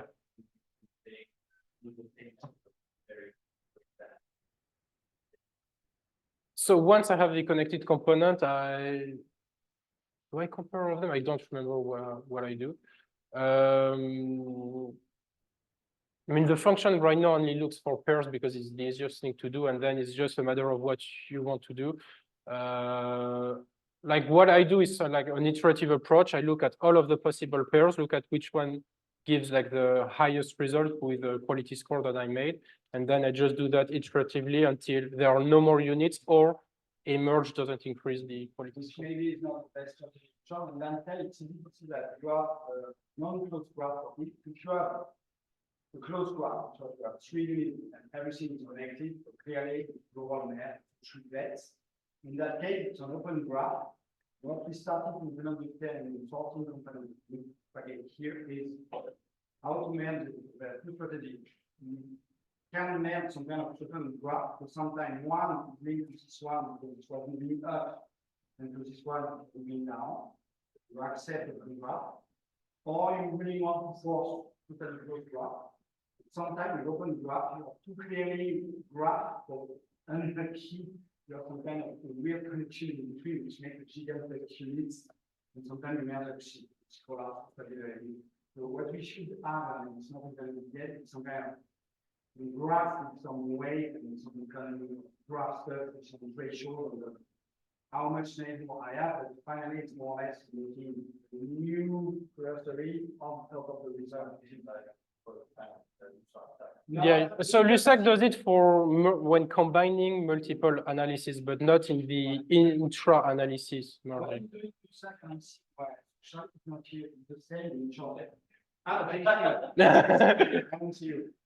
iterative stuff for me is dangerous because you start from graph, you take a neighborhood merge and you continue with the graph, but you can miss some part of the graph, the closed or open graph. For me, we do some kind of stuff that describes the graph of possibility connected pairs, put a weight, and maybe we say if I have a lot of connection around, it's a triplet, quadruplet, stuff like this. But if it's a weak connection between two sort of graph, maybe we should have a tools to help the user. What you can do is what I do in LUSAC for like downstream is to use like the Louvain community detection method. And that's pretty strong to find that kind of stuff. It's not implemented yet. It's a plan, and it's really linked to what Pierre presented yesterday, which is the final auto merging story of the finance relationship. With some stuff which is not done yet. We have more insight on this. No, you have good ideas, but you have to do for you. It's a joke. It's a bit unbelievable. This sort of graph is not so big, and here it's not that. We need to check. Yeah, so here I increase the thresholds, and so when you increase them, sometimes it can give you wrong pairs, so we need to check them. Here we have an additional pair, and if we look at the parallelograms, I didn't write the code for the template, but it's the same. We can see that both of them look like really strong, and probably those 3 units belong to the same neuron and should be merged together. Are there any questions about quality metrics and curation? Perfect.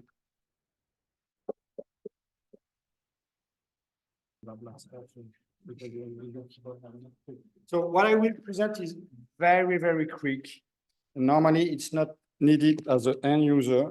It's more if you become geeky about the spike sorting stuff, maybe you will want to make some benchmark, in short, to test which one is the best by yourself. You should not trust people making a spike sorter, but also do not trust the people doing benchmarking on sorters, because sometimes it's the same guys. And what you could do now, but it's a job, but what we want to show here is that in SpikeInterface now, it's super easy to make a benchmark because we used to have the beautiful MERX simulator stuff, which was a bit slow and a bit tedious. So we needed to simulate with many rules to stuff, and then to make a big data, then to make some sorter on top of it, and then to make some plots to make it. But now everything is integrated, so you can simulate your own data with one function, and you can benchmark with more drift, with more cells, with very compact, very dense, everything. And it's easy. So I wanted to demonstrate this because it was implemented recently, and I was very proud of this. So in short, the function is this one. We have one function which is generate drifting recording. It's not totally finished. At the moment, it's simulated only simulated waveform shape. But what Ramon and Alessio are working on is to generate a gigantesque library of templates, of true templates that could be automatically downloaded, and we could make better simulated signal even. At the moment, it's only simulated, everything is simulated, but the good stuff is that it's super fast. So you can choose some units, you can choose the duration, you can even make multi-segment stuff to make it more complicated. You can choose the probe you want. You can even give you a real probe in this, and you can choose some shape on how spread are the template on the stuff. Some rules to where the unit are. Is it uniform or compact or minimum distance, stuff like this. You can put some firing rates range to play with the refractory pattern. So anything you can think of, and some correlation inside the noise, stuff like this. So you generate, and because it's lazy, it's almost instantaneous, which is cool because the traces are not generated; they will be generated on the fly after. It's only constructing the rules. So, and it generates at the same time two stuff, which was super useful for Pierre and I for the stuff because you want to benchmark an algorithm on the static, which is the standard case, and the same on the drifting to make how much is bad the drifting story on a particular data set. So in that case, because it's SpikeInterface object, you can plot the probe. You have everything inside. And then, so a good stuff maybe is to compute an analyzer.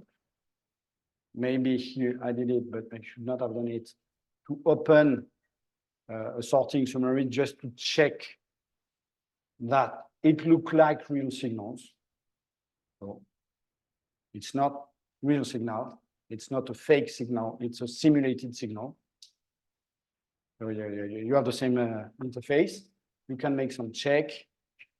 You can also make some quality metric story directly on the ground truth and check, for instance, the distribution of the SNR, stuff like this. In short, you want to benchmark against something which is more or less difficult. Here, maybe it could be a small SNR units. And then you run several sorters. So let's take the one from a friend and the one from Jeremy Maglan, which is also good, the mountain sort one. Normally, 1 week ago, and so I did not put a 3D clue. So I run these two sorters with the same function. Well, it's the pain. I've used mine, Alessio, because you don't have a mountain sort installed. Well, it's okay. I will continue, but you will be able to run this on your computer. So you run the sorter. It takes a while. On my computer, it was already done, but I don't have time to plug in. So you detect the stuff. And then you have here, in that case, if you are Python programmer, it's super easy to understand. So you run the sorter and you put the result in a dictionary of sorting. Okay. So then you have a dictionary of sorting here. And then we have a simple function, which is compare to ground truth. So similar to the one I showed this morning, which is I compare two sorters, but in that case, I know that one of the sorters is a ground truth. And in that case, I have a comparison object, which is some camera that internally handles this agreement stuff. So it's between every pair of ground truth and unit I detected. I compute an agreement score, which is how many spikes are in command, but penalized by too much spike or not enough spike. And if you have a 1, it's a perfect detection. So you have perfectly the cell. And if you have less than 1, you don't have it. And then when you resolve this, you can assign every unit to the ground truth. And you can put a threshold. Everything upper 0.9 is a good detection. And you can count how many units match perfectly the one. So it's the threshold-based stuff. So you have this kind of stuff. And if you continue, you have some plot on top of it. And you can plot what we call the, oh, maybe this was launched 1 week before the talk. You can run this, this agreement matrix. What?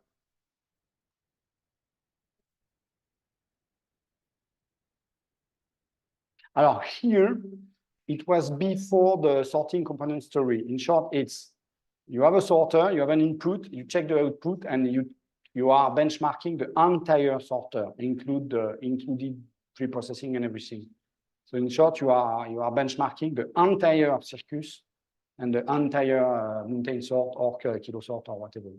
It's a benchmark of the entire chain.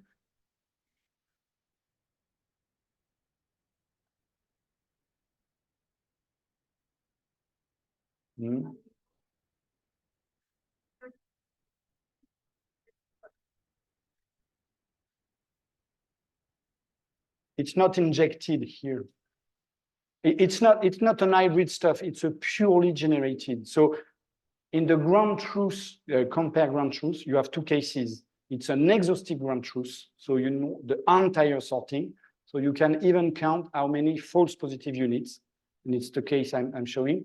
In the case you mentioned, maybe it's a hybrid stuff when you have a recording and you inject more, but you can make statistic only on the one you injected. Non, c'est pas ça.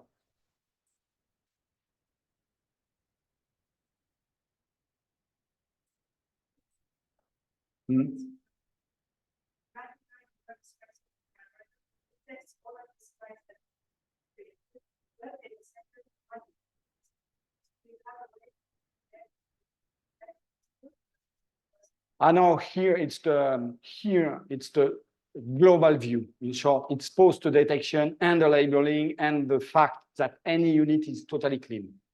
So it's what we want to benchmark. In short, how much manual curation I want to do. So in short, a super good tool in this is to plot this matrix, which is the agreement. And what you want is a square with a very dark diagonal. And 1 week ago, we did this, which is the case here in that figure. Spiking circuits, which were in development, were a bit bad because we were making some. So it's not the case here. So I tell Pierre, he made a pull request and he fixed the stuff.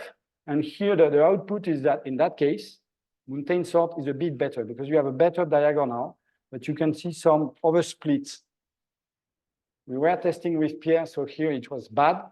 But after the fix, the results for this stuff is really, you can test it on a fresh install. You should have a cool result. But with this in mind, you see that it's super easy to run many sorter, and you make your own simulated stuff in 3 minutes, plus the runtime of any sorter. But copy paste this, and have a look to the output. The good stuff also to see is the accuracy versus SNR. In short, what you want to check is that for big units, you have a perfect detection and assignment without noise in your units. But you can see that for lower SNR, it becomes hard for any sorter. And when you are near 0, it's almost impossible to detect something near the noise. So it's super easy figure you can see in any new spike sorting tools that we are still publishing, but it's easy to do. So, and you can also if you don't have the ground truth, which is very often the case, on your data set, ask, does the sorter have the same output? I already showed you this morning, which is here the case. I am not benchmarking against the ground truth, because here I'm in a ground truth situation, but you can make this kind of graph. Are the sorter agree?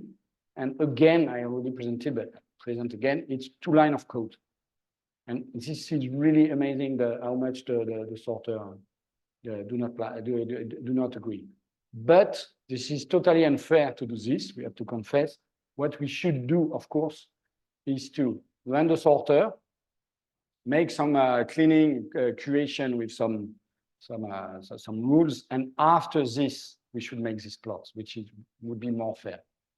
But of course, you should not trust us and make your own script to make some benchmark. Et voilà.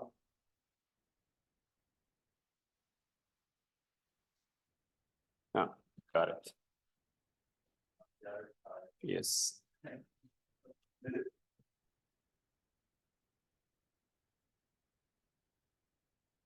All right, okay. Microphone, presentation, share. People in the Zoom are there, I hope.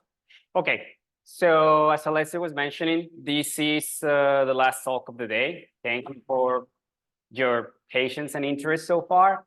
And I'm gonna talk about NWB. That is the thing that I mostly work with professionally. So as Alessio mentioned, the goal after this is that if you have any problem that you have faced in a SpikeInterface, just please come to us and we can help you. Like, this is a good time to have our attention to address your specific problem. And the same goes for NWB. If you had to do a conversion or you have some doubts about the format or any problem that you have, I'm really looking forward to hear from the problem that you have faced with it. And I'm going to start, for the benefit of the people that are not that familiar with it, with a very brief overview of the format. My colleague Luis did something yesterday, so I think I'm going to go a little bit deeper than him. So first, let's throw this in slideshow. And my first question, just out of curiosity here, can I get a hands up of who has worked with NWB in any form or shape?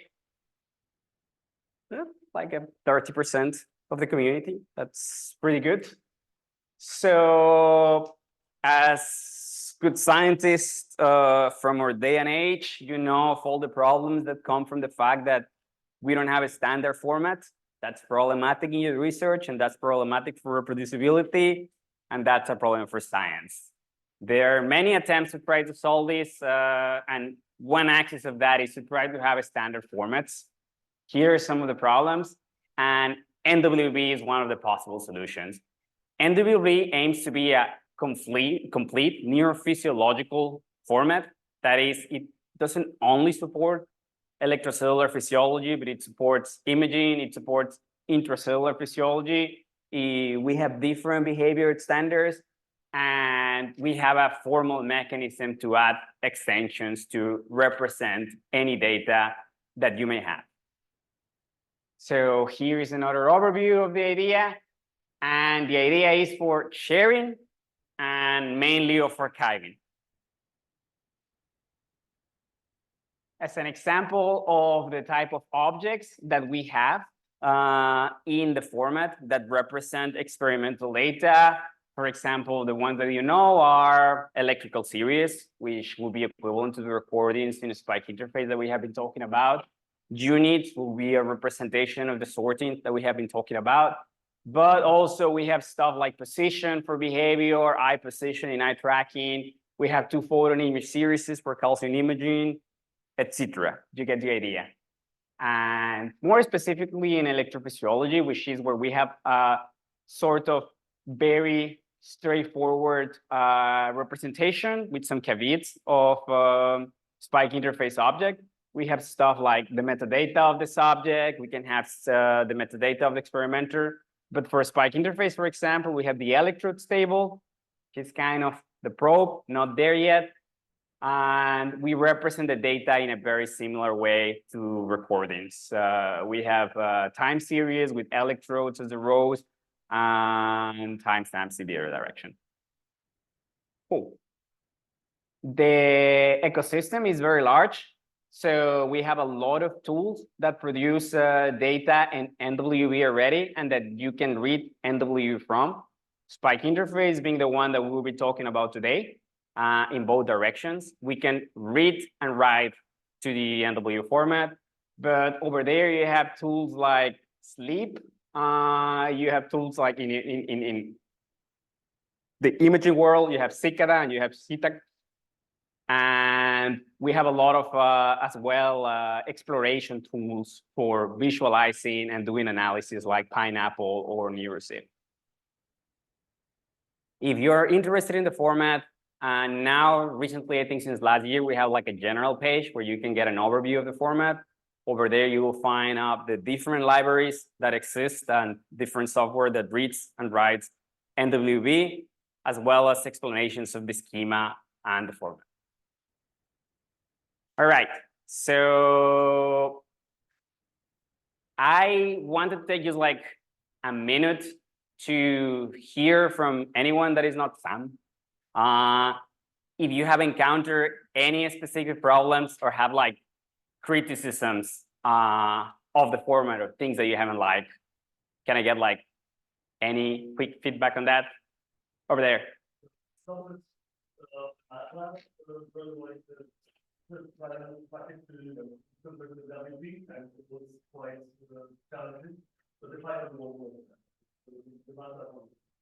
Right, yeah. Definitely. I think that Lawrence, who is doing the MATLAB API, is doing miracles over there on trying to keep that standard. But as you mentioned, it is actually very challenging to use. That's a shame. Point noted. Anything else that comes to mind? Please.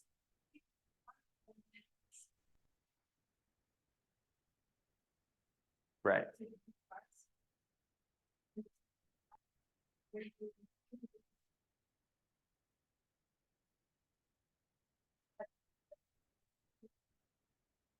It is the case. The reason for this, that is not a justification or a counter-argument, because it is a real problem, is that there is a tension between these two purposes of the format, which is sharing data and archiving data for the long term. Like if you want to archive data, you really want to be sure that the data is not corrupted. So you cannot use like one piece of the format without the need to create like the whole file again, because otherwise like people might change some specific metadata or like very specific data of the data, and we don't want that. We want the data to be frozen and controlled with versioning, so we know that what we get there wasn't modified or corrupted. But on the other hand, like you may get something wrong when you do the first file, even what do you think is the final version. So it should be kind of easy to do the same, to modify. Let's say you misspelled the name of one of the authors, right?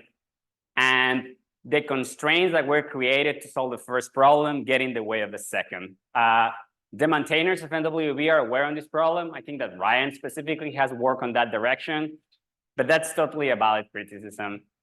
And what I wanted to say is that the criticism of Sam, which is that the format is not flat enough, I didn't single it out because I disagree with it. I think that is totally valid. Whoever has worked with NWV also has the friction that is kind of difficult to figure it out where things go. And it is very opinionated in how you have to structure your data and the metadata that you have to add. Like you have to fight against the format to get the data into it. I think again, like an explanation, but no justification on why is this like that, is that if you have a very flat format where you can basically do whatever you want, that's very good for you who is doing analysis because you don't have to think about it. But it's kind of bad from an ecosystem perspective because tools that will archive or analyze your data don't know where to look for it. Like there is not assumptions about how you organize your data over there. So there is this tension. And I don't think there is a perfect solution that will cover all the needs of the community, but I'm happy that there is standard that has been created and has a lot of money behind it, because we can have like a common format under the hood and like derive from there to a lot of very specific use cases for different type of analysis or archival. And the way that the main library that I will talk, and the library that I will talk about today, Neuroconv, tries to fill one of those holes. And in this case, is writing. So what we try to do is go directly from your raw data, and you just write a couple of lines and you get your NWB. So you don't have to care exactly about a lot of the details in the format. So that's our contribution to try to make writing to NWB files easier. And I will explain how we can use Neuroconv to write SpikeInterface objects to NWB. That will be the first part of this conversation. So here is an example of how you can write the SpikeGLX in Neuroconv. You point the object in Neuroconv, which is called a SpikeGLX converter pipe, to the folder where you .bin and you .ap and you .metadata is. And you need to put the session start time if you have it. Actually, for SpikeGLX, that's not necessary, because that file is in the metadata. You do run conversion, and that's enough. After that, you will get as an output an NWB file that follows the best practices and everything is where it should be. So we have that for a bunch of formats, not just in electrophysiology, but in a lot of other modalities. So I invite you to take a look. And finally, other effort that has been done in this direction of making more data open and available is Dandy, where you can, for free, upload your experimental data. You can get up to 1 terabyte for free, and you have the chance of embargoing your data. So if you don't want people to see it yet, you can upload it, but embargo it, so you can wait till publication to make it available. So that's very handy. And the data set has been growing a lot. Luis, my friend, talked yesterday about the IBL, which is one of the flagship data sets that we have. It is very large, and it can be used for many experimental work. Cole is no longer here, but he was telling me that he's been working with the IBL dataset himself. I don't know if directly from the tools of that the International Brain Laboratory provides or from the Dandy set. But if you are a theoretician or you want to run some analysis quickly, you can go and look for the data that is available in NWB. And the second thing that I will talk about today is how to load data directly from NWB to SpikeInterface. So to summarize, first use a SpikeInterface, use Neuroconv to write SpikeInterface objects to NWB, and how to go from NWB objects to a SpikeInterface object. So we close the loop. All right, let me open the notebook. This is hands-on. So feel free to follow along or listen to me, run this later and come with questions, you please. So the only thing is that you will need the latest version of the library to actually run that, because there was a bug. There is always bugs that I just fixed.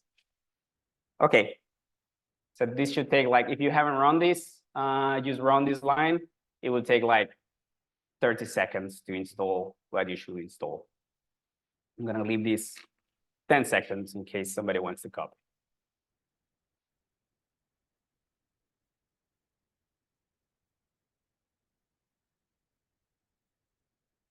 All right. Great. So how do we start? First, I'm going to create an empty NWB file in memory. And what I will be doing is that I will create that object and I will keep adding information to it. So the basic thing that an NWB file requires is a session description, the ontology, schema, or idea of the NWB is that each file maps to an experimental session. That is a limitation in some cases, but it enables other workflows that are useful. So we have a session description. I wrote some placeholder here. Then you need a unique identifier that you can use either for your lab to identify the object. And it also gives a personal identity to the NW file. And finally, very important, time in NWB is absolute. So you provide a specific start of the session, which we mentioned is an experiment that you do. And all the times in the NW file have to be relative to that session start time that we added. So that's some difficulty as well, because in some experiments, it doesn't matter, but it's very useful for analyzing data after the fact, because a lot of times the data is not really synchronized, and you try to do trial analysis and everything will be scrambled. So those are the three basic ingredients. Let's run this. Yeah, lately I actually don't know in what version. We also added HTML representation to the in-memory NW files, so you can explore them a little bit over here. Right now, it only has a session start time and other metadata of when was the file created. So this is like a blank NW file. All right, keeping with the tradition and marketing of today, we have this model to generate artificial synthetic recordings and sorting objects, and I'm gonna make use of it. That's what I'm gonna add to the NWB file. So I create a recording, I name it, I label it so we can follow it. I create a sorting, I do the same with 3 units, and I add some properties to see how this ends up written in the NW file. So let me execute that, and let's take a look at the recording. So we have the recording. It is 10 minutes, as I set it up about. 8 channels. We can see the channel IDs here, and we can look at the properties that it has. There's a lot of properties associated to the probe. We have a location. We have the gains that transform the raw data into the respective units of millivolts. And these are the properties that I add that I use placeholder. Property A for channel A, property B for channel B, and so on and so forth positionally. And I added some brain areas in an experimental setup. You will have some of this information, so it will be great to have for anyone that wants to use your data in the future. I also see what kind of probe do we have to show you where this will end up.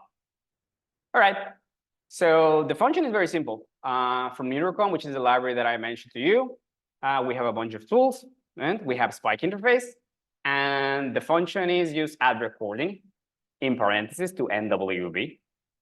And we run this, we use pass the recording that we want to add and the NW file that we already created. And now we have an NW file with some information. Before, we only had the session start time. Now we also have acquisition, where the recording object raw data got written to an electrical series object in NWB. Some of the metadata was written here, like the sampling rate, the starting time with respect to the session that I added, the conversion from whatever format the data is into to volts. And moreover, we have the electrodes table, which contains all the information that we added as properties of the recording object, like the location, the relative position of the electrodes, that's the probe information, and the channel property that I added. So in summary, you add this object to the NW file by just calling this function, and it writes both the recorded data and the information of the channels. All right, you can also have this utility in NWB that you can get the electrodes as a data frame for our type of analysis that's used in our illustration. All right, So I wanted to illustrate just adding some preprocessed data, and we can call this function. It could also be like add recording. It will be exactly the same, but instead of writing it as raw data, I can indicate that it's LFP. Now there is a new section on the NW file that is called processing, electrophysiology, and the LFP. And that's where these electrical series will be written. So as I was mentioning before, there is a lot of hierarchy, there is a lot of structures to the NW file that can make writing and finding objects difficult, as people were mentioning, but it also gives a structure for any other program that is analyzing the data later to look exactly where that should be. All right. So that's recordings. Now I have the sortings. Over there is very similar, the same story. We have a function that is called add sorting. We pass the sorting object that I created at the beginning, and we pass the NW file that we have in memory. And now what we added, we have acquisition for the raw data, we have processing with the LFP, and now we have added a units table, which is basically it contains two things, the spike time and the unit IDs for all the units, plus other properties that come in its sorting, like the, yes.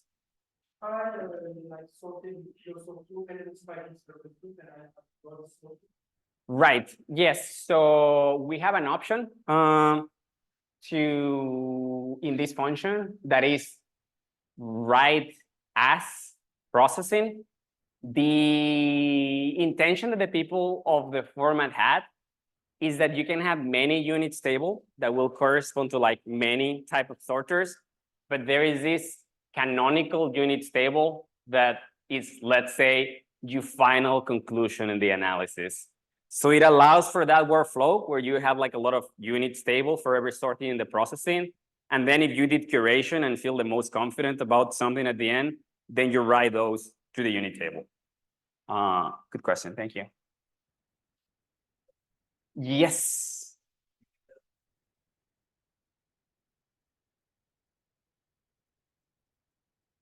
Right, like, yeah, the argument will be here. Oh, is it there? I cannot. Right.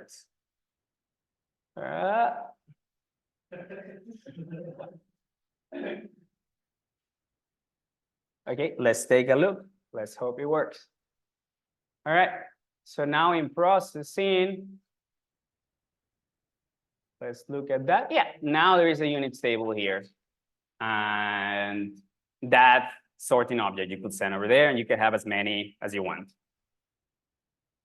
All right, and after we are done, like I like this way of working because you can add things to the NW file, see how it looks, and if you don't like how something looks, you can modify it or run your workflow again. And what I tend to do is to, at the end, then I write it to disk actually. So like I can share it, process it, or do whatever else. So to do that, the framework is very simple. I choose a name for the file. I'm gonna write it in this directory where I am, current working directory, and I just call this function. That should take like, I don't know, 10 seconds. And all the, in this case, I think it's like 10 gigabytes. Yeah, 10 gigabytes were written. All right. So another way of working, and I think Alessio uses more this workflow, is you can take a recording object directly, and instead of add recording, you can use this other function that is called write recording. So this is more similar to the SpikeInterface workflow that you have been seeing, where you have the recording and you save to SAR, or you save to binary, or you save to JSON, for example. So here we have a function, we have the recording, and we just write it directly to the NW file. The way in which you will add metadata in this place is we have this dictionary and all the other information that I pass over there by create the NW file. Here it is passed as a nested dictionary. So I pass the session description, an identifier, and the session start time over there, and then I pass some information that I made up about the subject. And you can modify these depending on your needs. And I'm gonna here I'm gonna write recording. So this is actually gonna write the NW file under the hood. And here instead, I'm gonna read it. So this is writing the NW file. Okay, now I read it, and you can see here that there is the acquisition, and there is some units. All right, just gonna close it now, so I don't get anything else. And the same is the same workflow, the exact same workflow for the sorting. All right, so this is the workflow from going from SpikeInterface to NWB. Now, what about yes? Right, you're correct.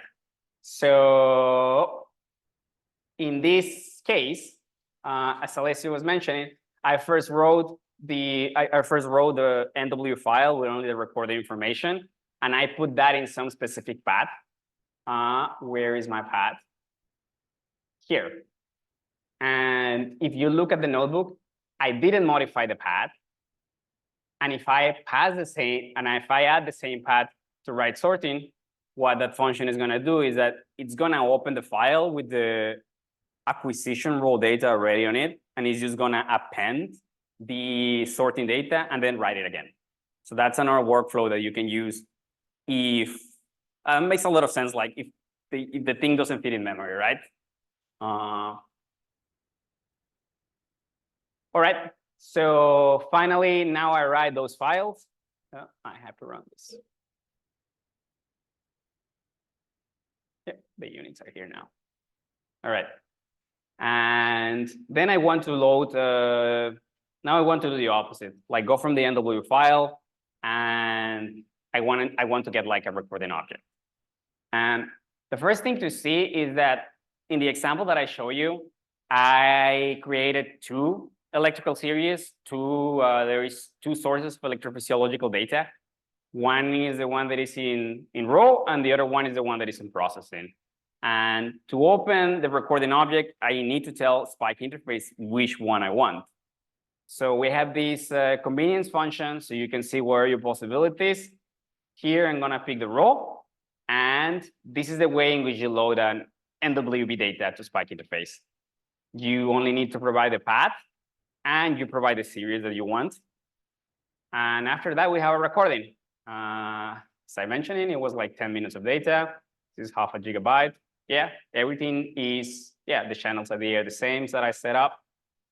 Channel properties are still there. The brain area that I added, the generic channel property, and then you can do this.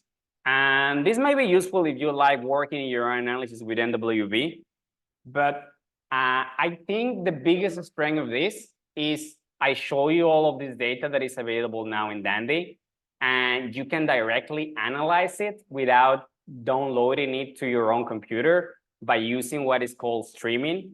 So streaming allows you to make a reference to the data on the web. And if you do any type of analysis, you only work on pieces of it. So you don't need to have all the data in memory, and you don't even need to have the data in your computer. So here I'm taking some data again from the IBL. This is the Dandy set ID of the IBL dataset. And I know now that they have an electrical series that corresponds to this probe with this name. I have to set a street mode, and with this small Dandy machinery, I can point it to the specific dataset. Now that's loaded. And we can do plot traces, which is the function that we have been using for a lot of the analysis that you have seen earlier. I'm going to use the IP widgets backend, and the data that should appear is use the data from the web for that specific experimental session that is in Dandy.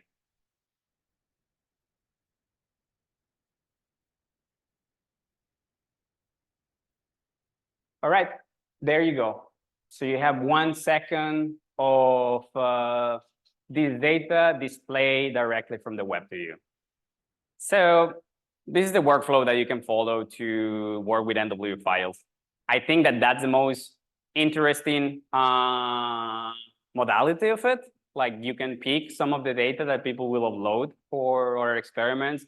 And if you're a theoretician and you want to test a hypothesis, you can work directly with this utility. If you want to test another hypothesis in the same data, or you try to reproduce some of the work that they did, you can take the raw data, do your own preprocessing, and see if that holds. So that's all I have to say at the moment. Thanks a lot for your attention. Very kind.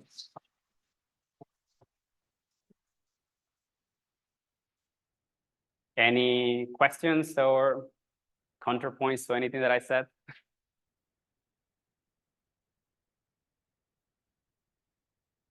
Sorry. Oh, there is questions on the channel. Yeah, there is 6 questions. Let me see this. Alessio is working.